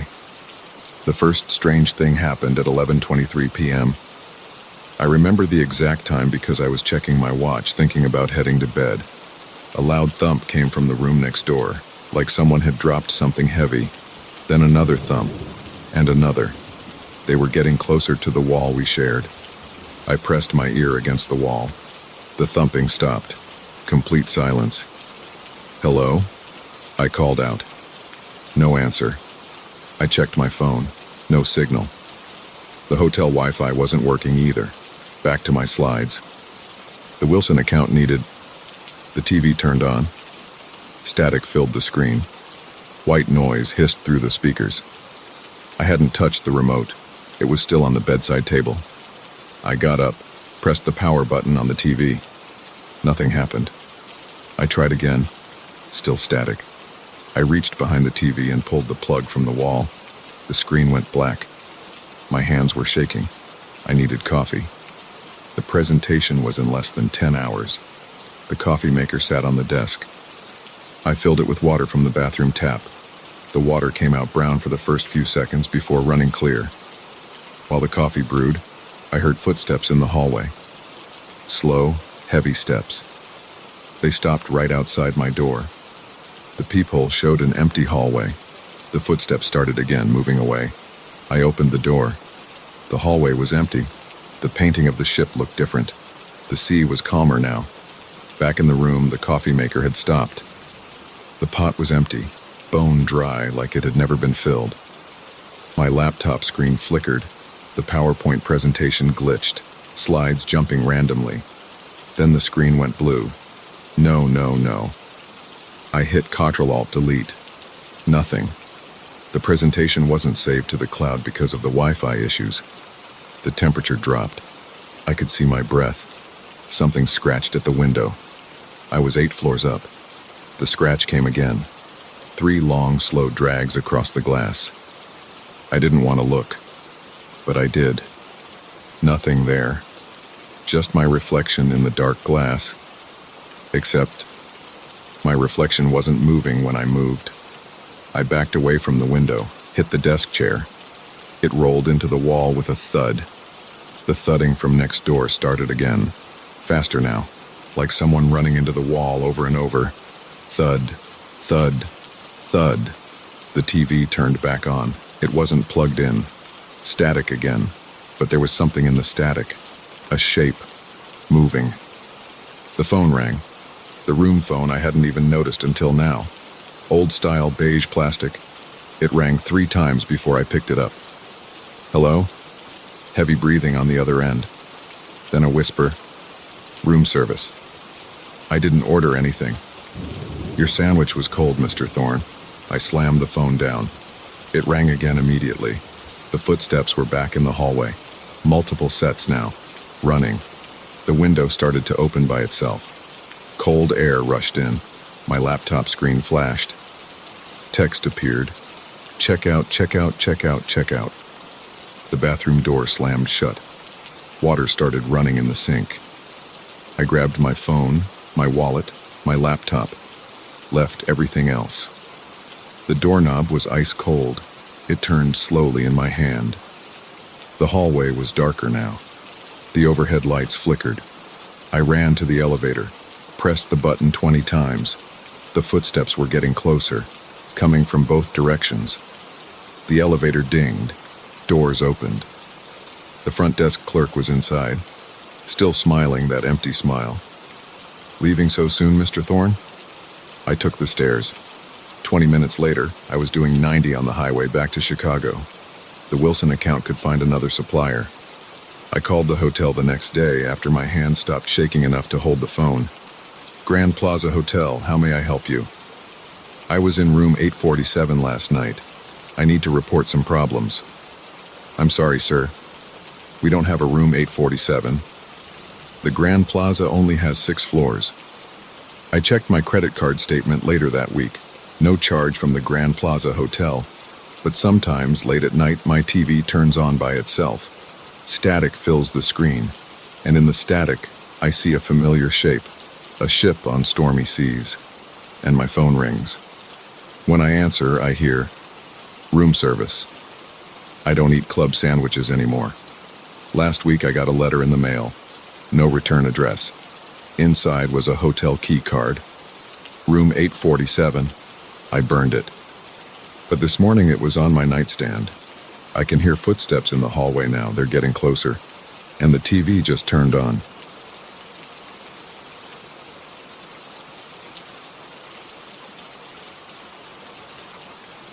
My hands still shake when I think about that night. 3 months have passed, but I can't forget what happened on that old service road. I've told this story to the police, to my therapist, and to my wife. None of them believe me. I don't blame them. I wouldn't believe it either if I hadn't lived through it. It started on a Tuesday in October. I was working late at the accounting firm, finishing up quarterly reports. The office had emptied hours ago. By the time I packed up my laptop, it was already 11:30 p.m. My eyes burned from staring at spreadsheets all day. The parking garage was empty except for my Honda Civic. The sound of my footsteps echoed off the concrete walls. I got in, started the engine, and pulled out onto Madison Avenue. The usual route home would take about an hour, straight down the highway, through downtown, past the industrial district, and into the suburbs where I lived with Sarah. I was tired. Dead tired. The kind of tired where your head feels stuffed with cotton and your reactions are slow. That's when I remembered the old service road. Other guys at the office had mentioned it. A shortcut through the industrial district that could save 30 minutes. I'd never taken it before, it wasn't on Google Maps. But I knew where to turn, right after the abandoned Mason Steel factory. The turnoff came up fast.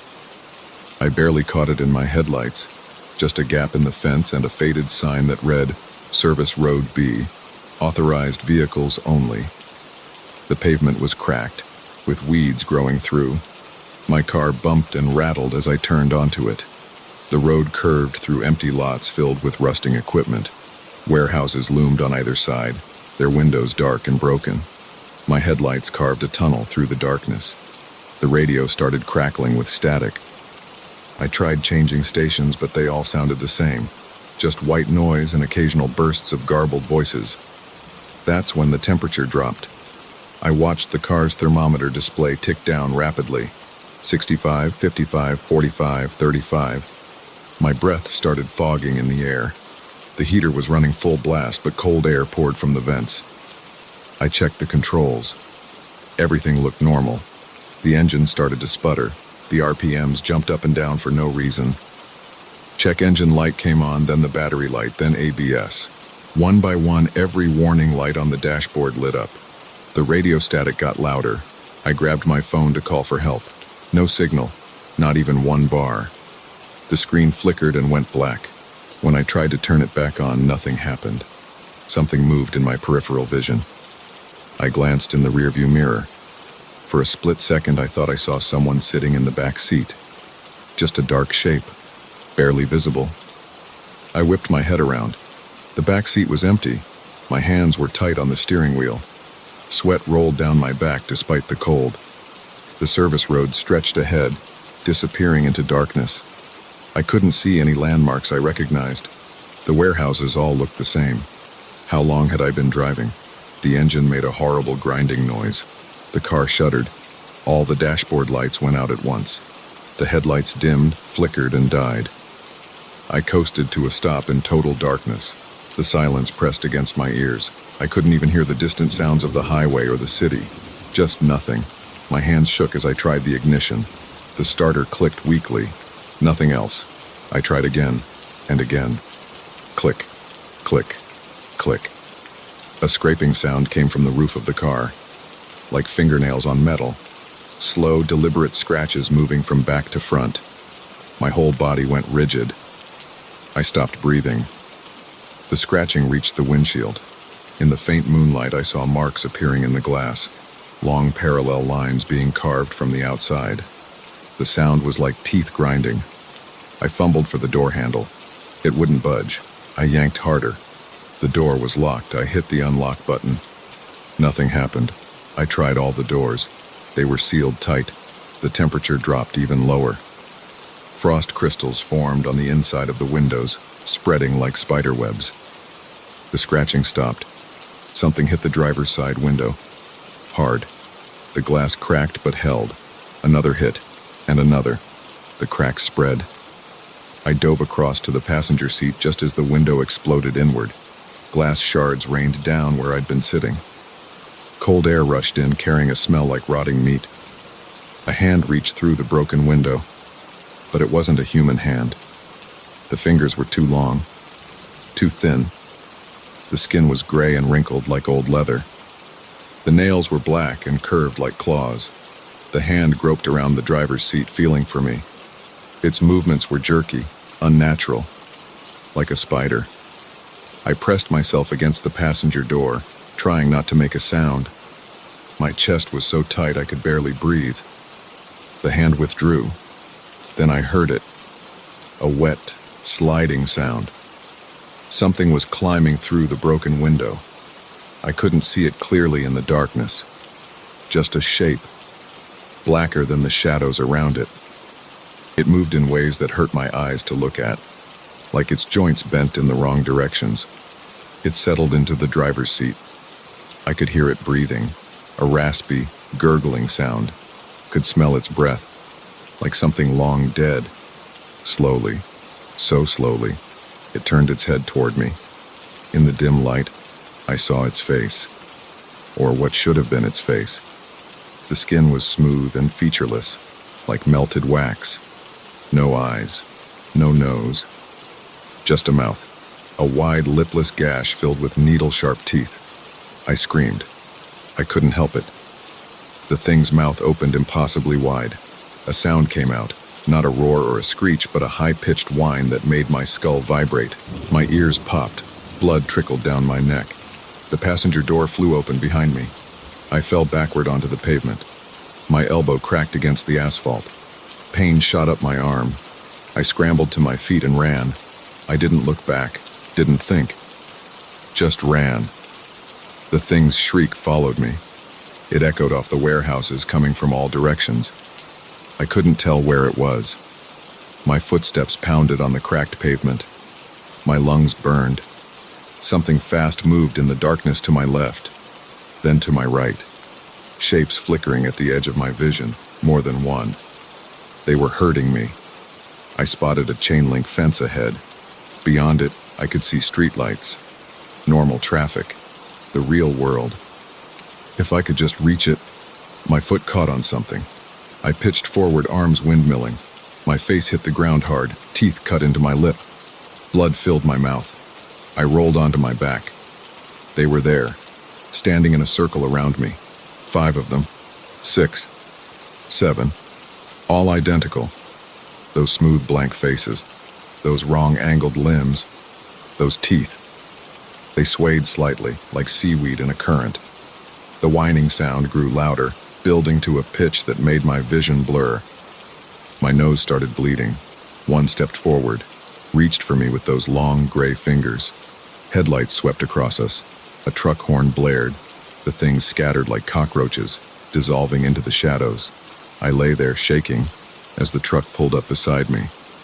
The driver leaned out, a normal human face lined with concern. "Jesus, buddy, you okay? What the hell are you doing out here?" I couldn't answer, couldn't form words. He helped me into the cab, called an ambulance when he saw the blood. The paramedics found me in shock with a concussion, cracked ribs, and burst eardrums.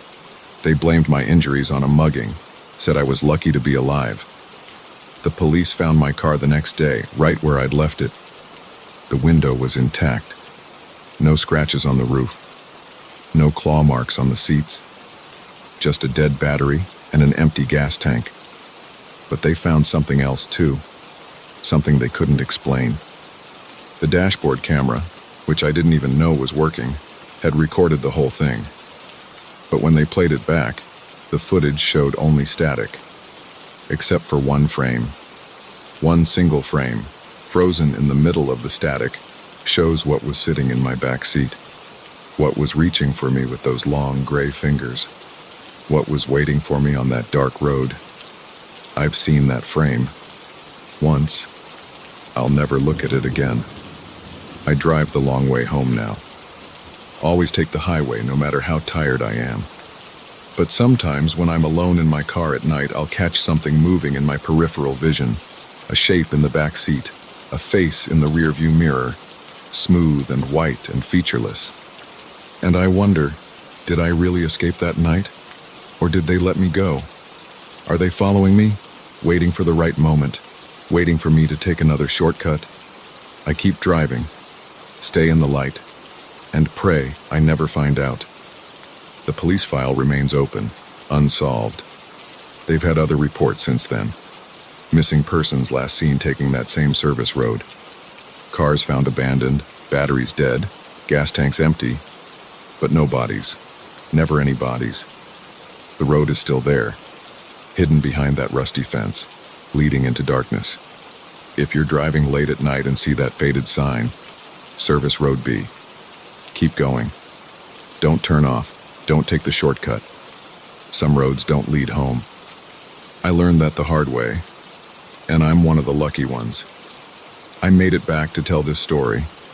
The others, the ones who disappeared, maybe they're still driving that endless dark road, still trying to find their way home, still running from the things with the smooth white faces and the wrong-angled limbs, or maybe they became something else, something that waits in the shadows.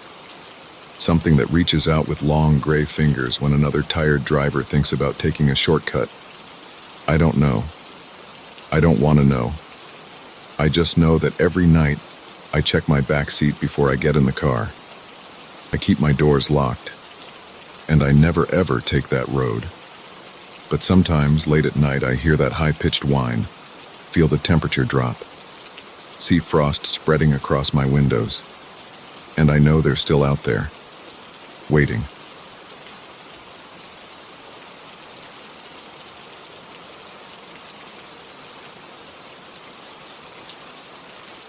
The notification sound from my phone made me jump.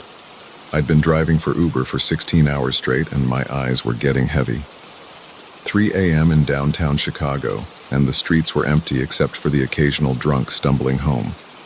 I should have called it a night, but the surge pricing was too good to pass up. Just one more ride, I told myself. Always one more. I tapped accept without checking the destination. The app showed the pickup point was 2 blocks away at the corner of Wells and Ontario. The passenger's name was listed simply as Jay. The streets were slick from an earlier rain. My headlights caught the reflections in puddles as I pulled up to the corner. No one was there. I double-checked the address and waited. The dashboard clock showed 3:07 a.m. A figure emerged from the shadows between 2 buildings. They moved slowly, almost dragging their feet. Something seemed off about their walk, but I couldn't place what. Maybe just another drunk passenger. The back door opened. Cold air rushed in. I turned to greet them, but the words died in my throat. The streetlight should have illuminated their face, but all I saw was darkness under a hood. The passenger sat completely still, hands folded in their lap. "Good evening," I said, trying to sound normal. "Where to?" No response, just silence. I cleared my throat. I need a destination to start the ride. More silence. I checked the app again, but no destination had been entered. The frigid air from outside seemed to linger around the back seat. "Sir? Or ma'am? I can't start driving without knowing where you want to go." A whisper came from the back seat, so quiet I almost missed it. "Just drive." My hands tightened on the steering wheel. Every instinct told me to kick this person out of my car. But I needed the money and I'd dealt with weird passengers before. I put the car in drive. "I need a direction at least," I said, watching the figure in my rearview mirror. The streetlights we passed should have lit up their face, but the shadows under the hood remained impenetrable. "North." came the whisper.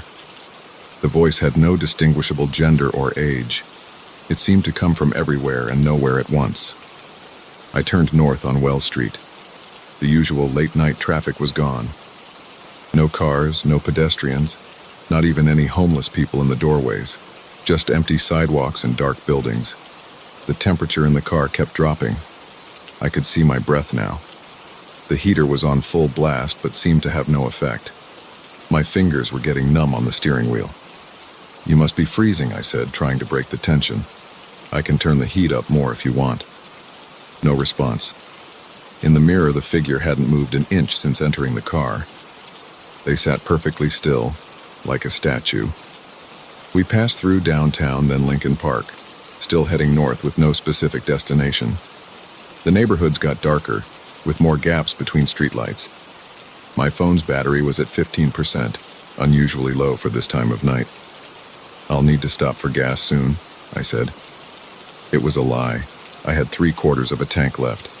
I just wanted some reaction, some sign this was a normal person back there. The whisper came again. "Keep driving north."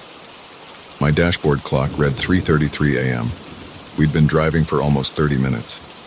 The fare must be huge by now, but when I checked the app, the screen was black. I tapped it several times, but nothing happened. The phone was dead. We were reaching the city limits. Soon there would only be suburbs, then rural roads. The streetlights were getting fewer and farther between. In the dark stretches, I could barely see the road ahead. Something made me look in the rear-view mirror again. The figure was gone. The back seat was empty. I slammed on the brakes, skidding to a stop in the middle of the road. I twisted around to look directly at the back seat. Nothing there. No sign anyone had ever been sitting there. My hands were shaking as I turned on the interior lights. The back seat was completely dry. Earlier, the passenger had tracked in rainwater when they got in. Now the seat was pristine. I got out and opened the back door, checking the floor, under the seats. Nothing. No water, no mud, no sign anyone had been there at all. The night was silent except for my ragged breathing. I stood there with the door open, trying to make sense of what had happened. A car would have to pass by eventually. Someone would see me. But no cars came. The road stretched empty in both directions, disappearing into darkness. The air was completely still. No wind at all. Even the usual city noise seemed muted, distant. I got back in the driver's seat and tried to start the car. The engine turned over but wouldn't catch. I tried again. Nothing. The battery was fine. The lights and radio still worked, but the engine refused to start. The interior lights flickered and died. In the sudden darkness, I saw movement in the rearview mirror. The figure was back, but different now. The hood had fallen back slightly, revealing pale, grayish skin and sunken eyes that reflected no light. I couldn't move, couldn't speak. My breath came in short gasps, forming clouds in the freezing air. The thing in my back seat leaned forward. I felt cold breath on my neck. The whisper came right next to my ear. "We're here." I squeezed my eyes shut. My heart was pounding so hard I thought it would burst. When I opened my eyes again, I was alone in the car. The engine started immediately. My phone came back to life, showing 3:07 a.m. According to the GPS, I was still at Wells in Ontario, where I'd picked up the passenger. I hadn't moved at all. I drove home in a daze, checking the back seat every few seconds. The rest of the night was a blur. I deleted the Uber app as soon as I got home. Found a day job the next week. I don't drive at night anymore. Sometimes I check my ride history from that night. There's no record of any pickup at 3 a.m. No passenger named Jay. No fare, no route, nothing. Like it never happened. But I know what I saw. And every time I pass that corner at night, I slow down and look at the shadows between buildings. Sometimes I think I see something move there, just at the edge of my vision.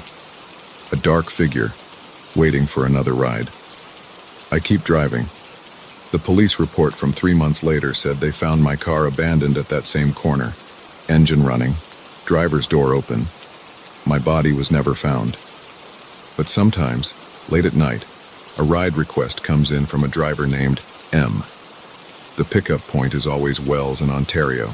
The passenger's name is always listed as J. And if you accept that ride, well, just keep driving north. They say he's still looking for his final destination. When they found my car, the back seat was soaking wet, but it hadn't rained in weeks.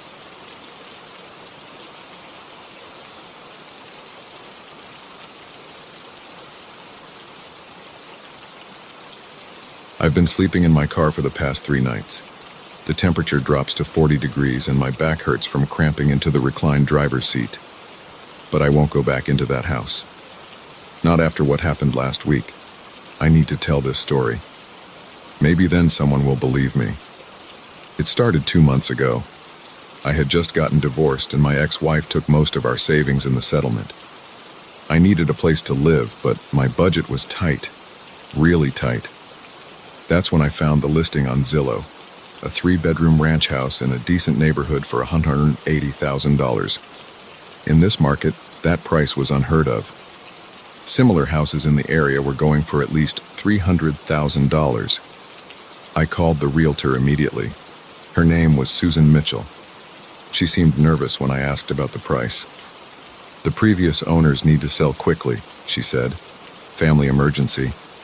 I should have asked more questions. I should have wondered why they were in such a hurry. But I was desperate and the price was too good to pass up. The inspection came back clean. No foundation issues, no water damage, no electrical problems. The paperwork went through fast, suspiciously fast. Within 3 weeks, I had the keys in my hand. Moving in was uneventful. I didn't own much after the divorce, just some basic furniture, clothes, and kitchen supplies. The previous owners had left the place spotlessly clean. No dust, no cobwebs, not even a stray nail hole in the walls. It was like they had erased every trace of their existence. The first night was perfectly normal. I ordered pizza, watched some Netflix, and went to bed around 11 p.m. The house felt empty, but that was to be expected. New places always feel strange at first. The second night is when it started.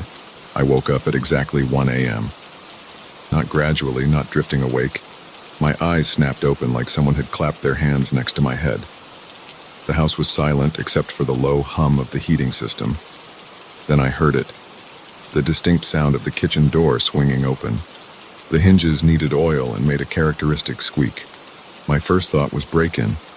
I grabbed my phone and the baseball bat I keep under the bed. The hallway was dark, but light from the street lamps filtered through the windows, casting weird shadows on the walls. I moved slowly, keeping my back to the wall like they do in cop shows. The kitchen door was wide open. I'm talking 90 degrees, flat against the wall open. But there was nobody there. The kitchen was empty. All the windows were locked. The back door's deadbolt was still engaged. I checked every cabinet, looked behind the refrigerator, even opened the pantry. Nothing. No signs of entry. No evidence anyone had been there. I blamed it on the house settling. Old houses make weird noises. The door probably wasn't latched properly. I closed it, made sure it clicked, and went back to bed. It took an hour to fall asleep. The next morning, I installed a new latch on the kitchen door, tested it multiple times. It was solid. No way it could pop open on its own.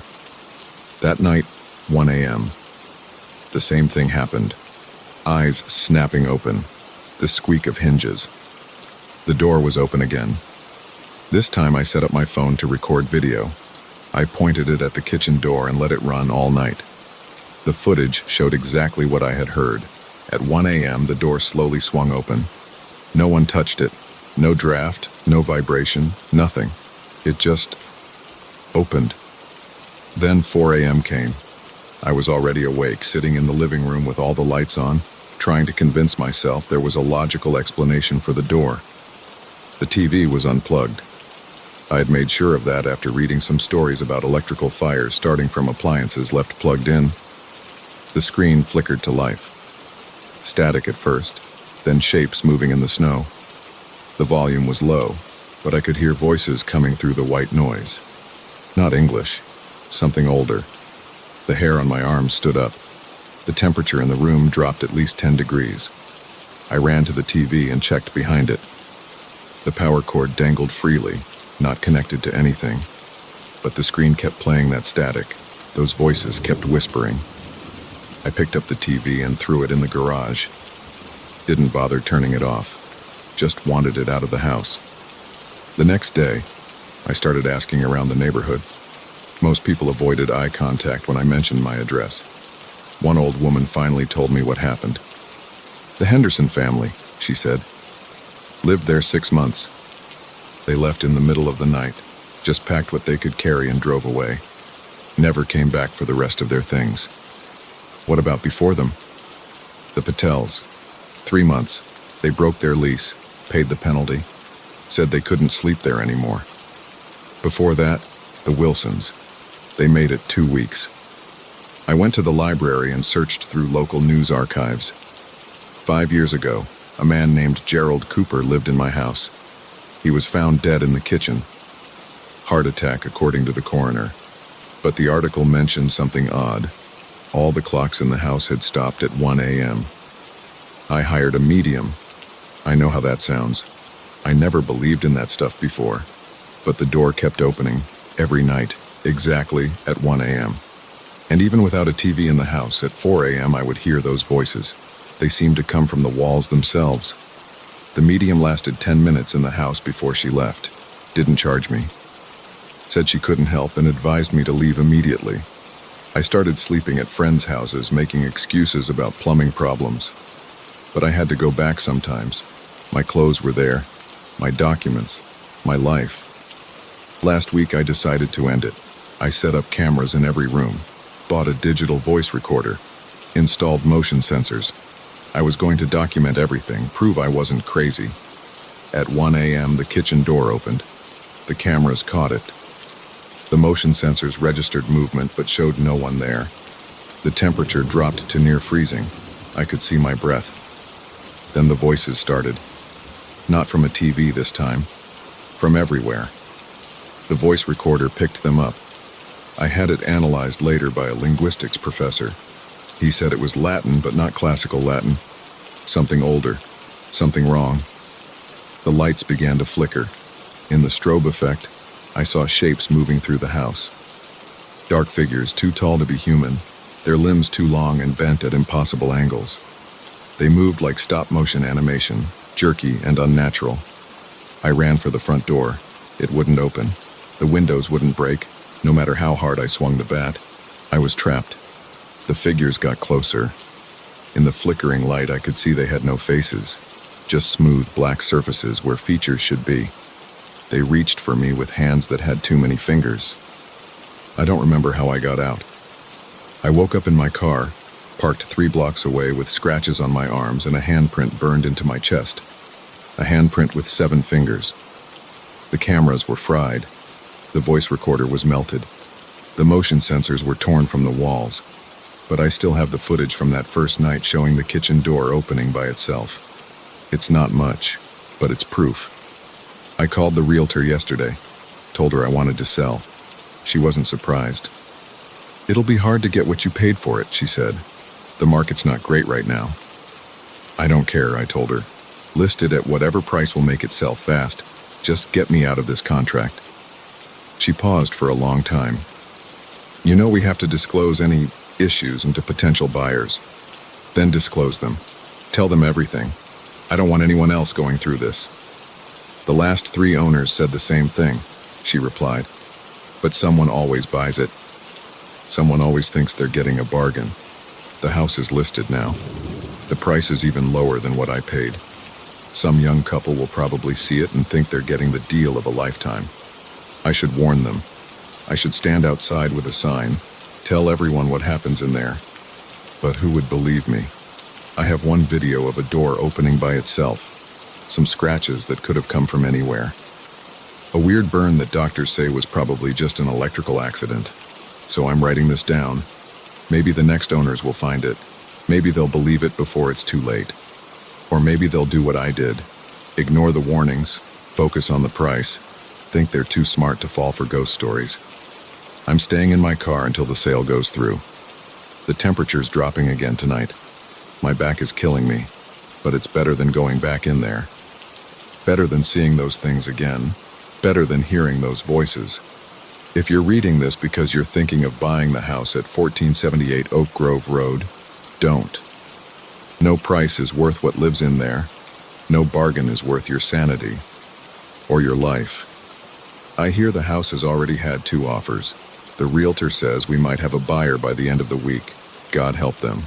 Because at 1 a.m. that kitchen door will open, and at 4 a.m. they'll hear the voices. And eventually they'll see what I saw. I just hope they get out in time. I did, barely.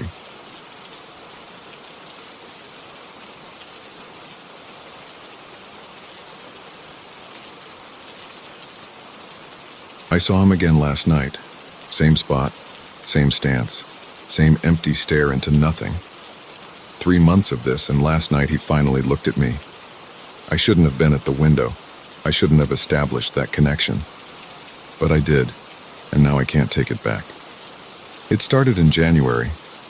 I've always been a night owl, staying up until 3 or 4 a.m. browsing the internet or watching movies.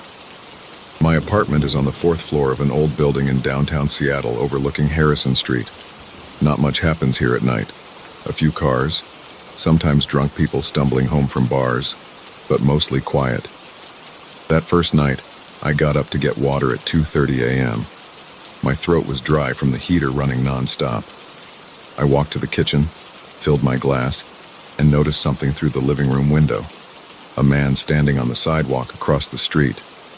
Just standing there. Not smoking, not looking at his phone, not doing anything. Just standing. I moved closer to the window. He wore a gray overcoat that reached his knees, black pants, black shoes. His hands hung at his sides. From 4 stories up, I couldn't make out his face clearly, but he seemed to be middle-aged with short dark hair.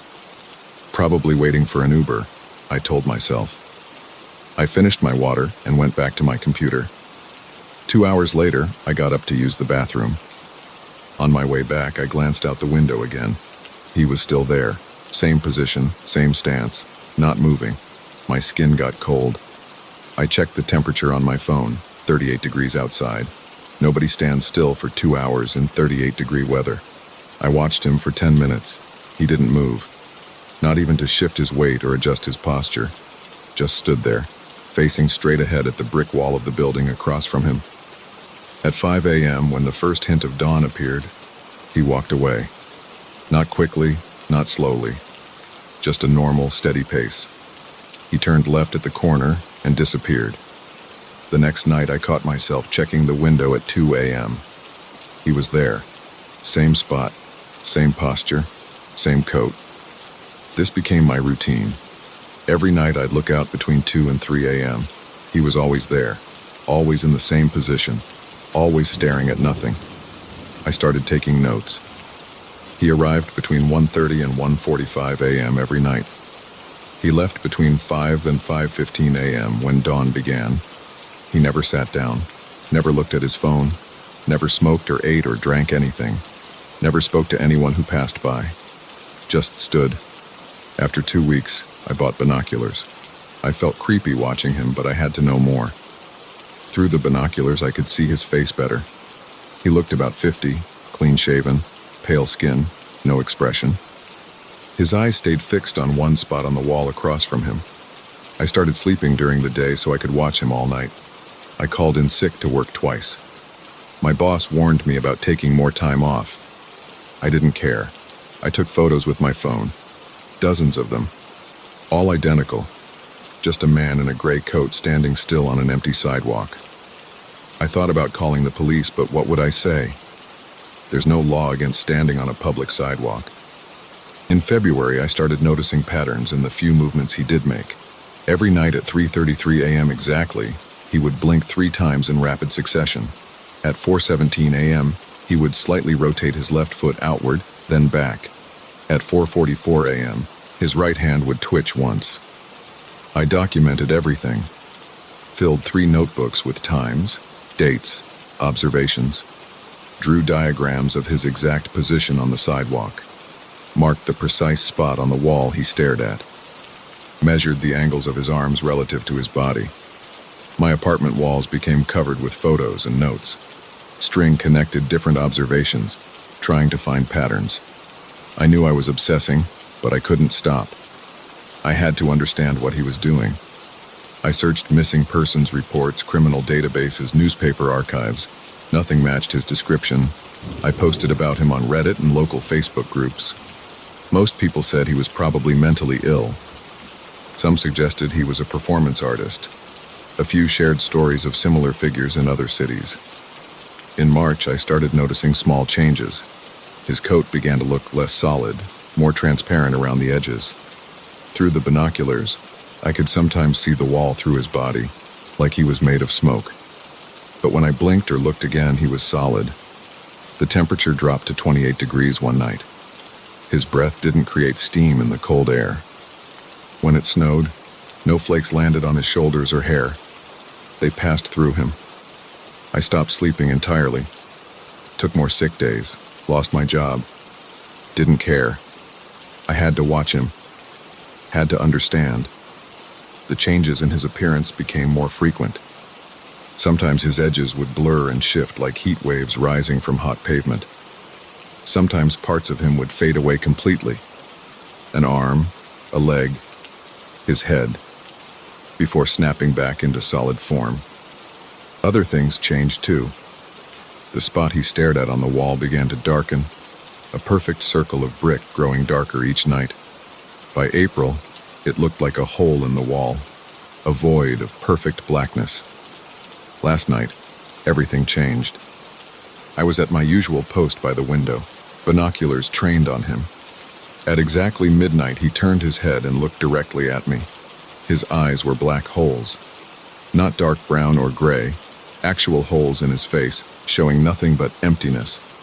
He smiled. His teeth were made of darkness. I dropped the binoculars. They hit the floor with a crack. My hands shook. Sweat ran down my back despite the cool air from the window. When I looked again, he was gone. But something moved in the dark circle on the wall. Something reached out. A hand made of shadows, stretching impossible distances. I ran to my bedroom, locked the door, pushed my dresser against it, sat in the corner with all the lights on. I can hear footsteps in my living room now. Slow, steady steps. They stop outside my bedroom door. Something scratches at the wood. A voice whispers my name. The dresser is moving, sliding across the floor on its own. The door handle turns. I'm typing this on my phone. I need someone to know what happened. Need someone to understand. If you stay up late and look out your window, pay attention to who's standing on the street. And whatever you do, don't let them see you watching. The door is opening. He's here. His coat ripples like smoke. His face is a void. He reaches for me with hands made of darkness. I shouldn't have watched. I shouldn't have looked. I shouldn't have let him see me. But it's too late now. He's been waiting for me all along, waiting for someone to notice him, waiting for someone to watch back. The darkness spreads from his fingers. It touches my skin. It's so cold, so empty. I can feel myself fading, becoming like him. Soon I'll stand on another street, watch another window, wait for another observer, and the cycle will begin again.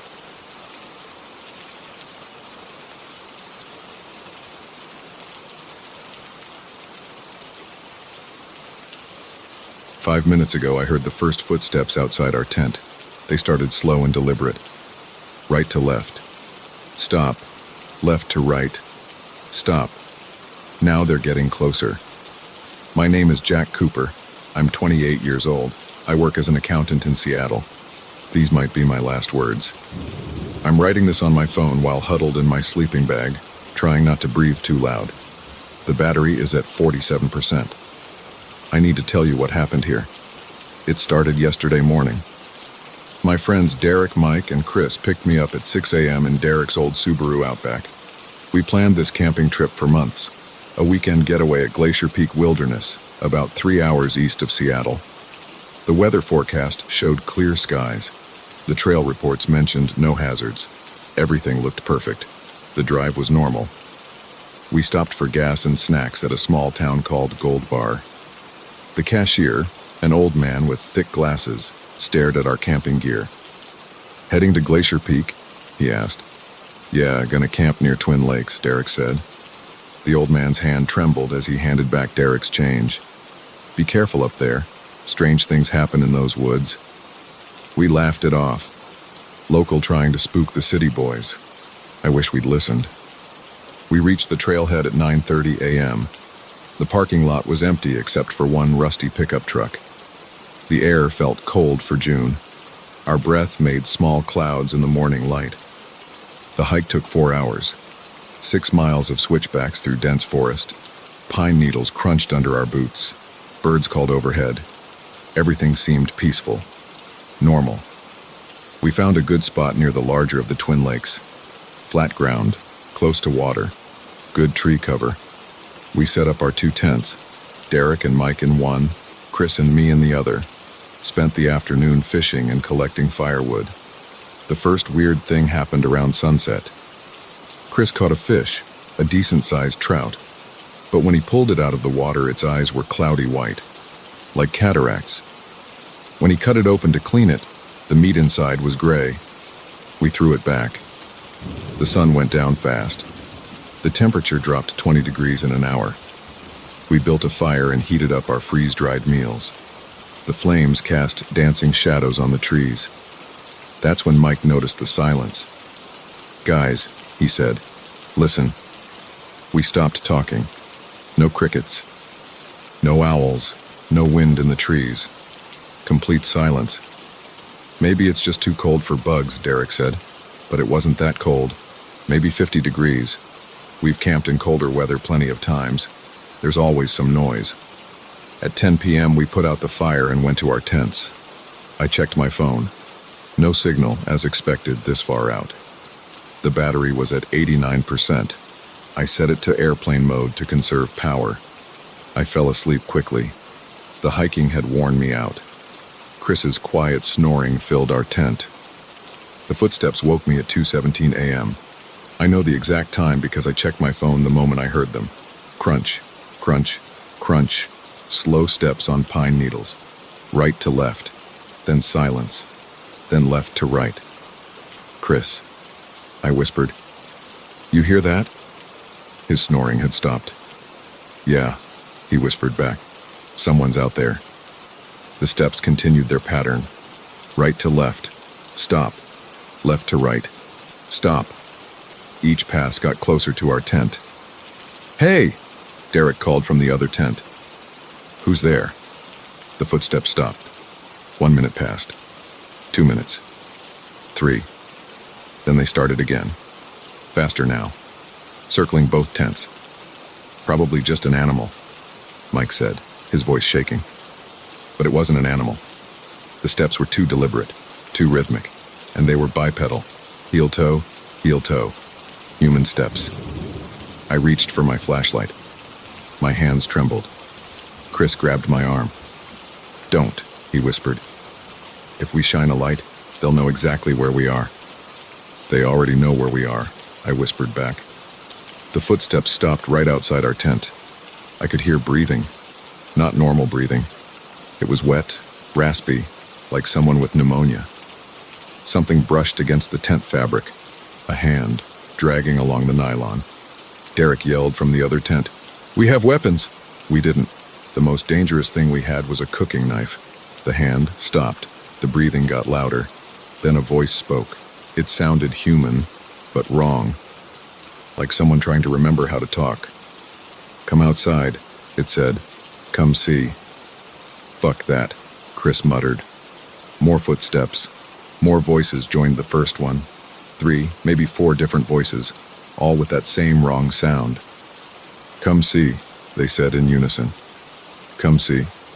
Come see." The hands started hitting the tents. Not hard enough to break through, but steady. Rhythmic, like a drum beat. Thump, thump, thump. I fumbled for my phone, turned on the video camera. The screen light seemed impossibly bright. Through the tent fabric I saw shadows moving. Tall, human-shaped shadows. But their proportions were wrong. Arms too long, necks too thin. "What do you want?" Mike shouted. The thumping stopped. The shadows stayed still.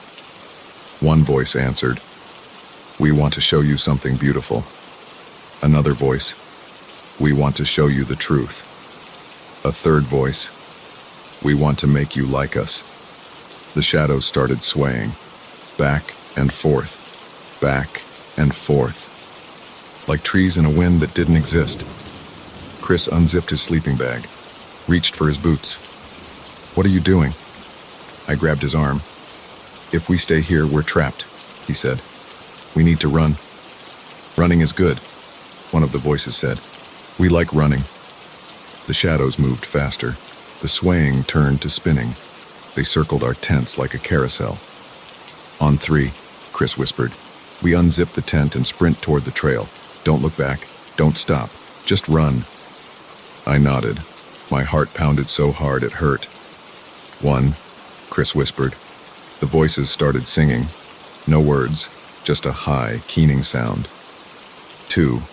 The shadows pressed closer to the tents. The fabric bulged inward. "Three." Chris yanked the zipper. Cold air rushed in. I glimpsed white faces with black holes for eyes. Long fingers reaching. We ran. Behind us, Derek and Mike's tent erupted with screams. The zipper ripped. More screams. Then silence. I ran faster than I've ever run in my life. Branches whipped my face. Rocks turned under my feet. Chris ran ahead of me, his breathing ragged. The voices followed, getting closer. The singing grew louder. "Beautiful," they called. "Truth, like us."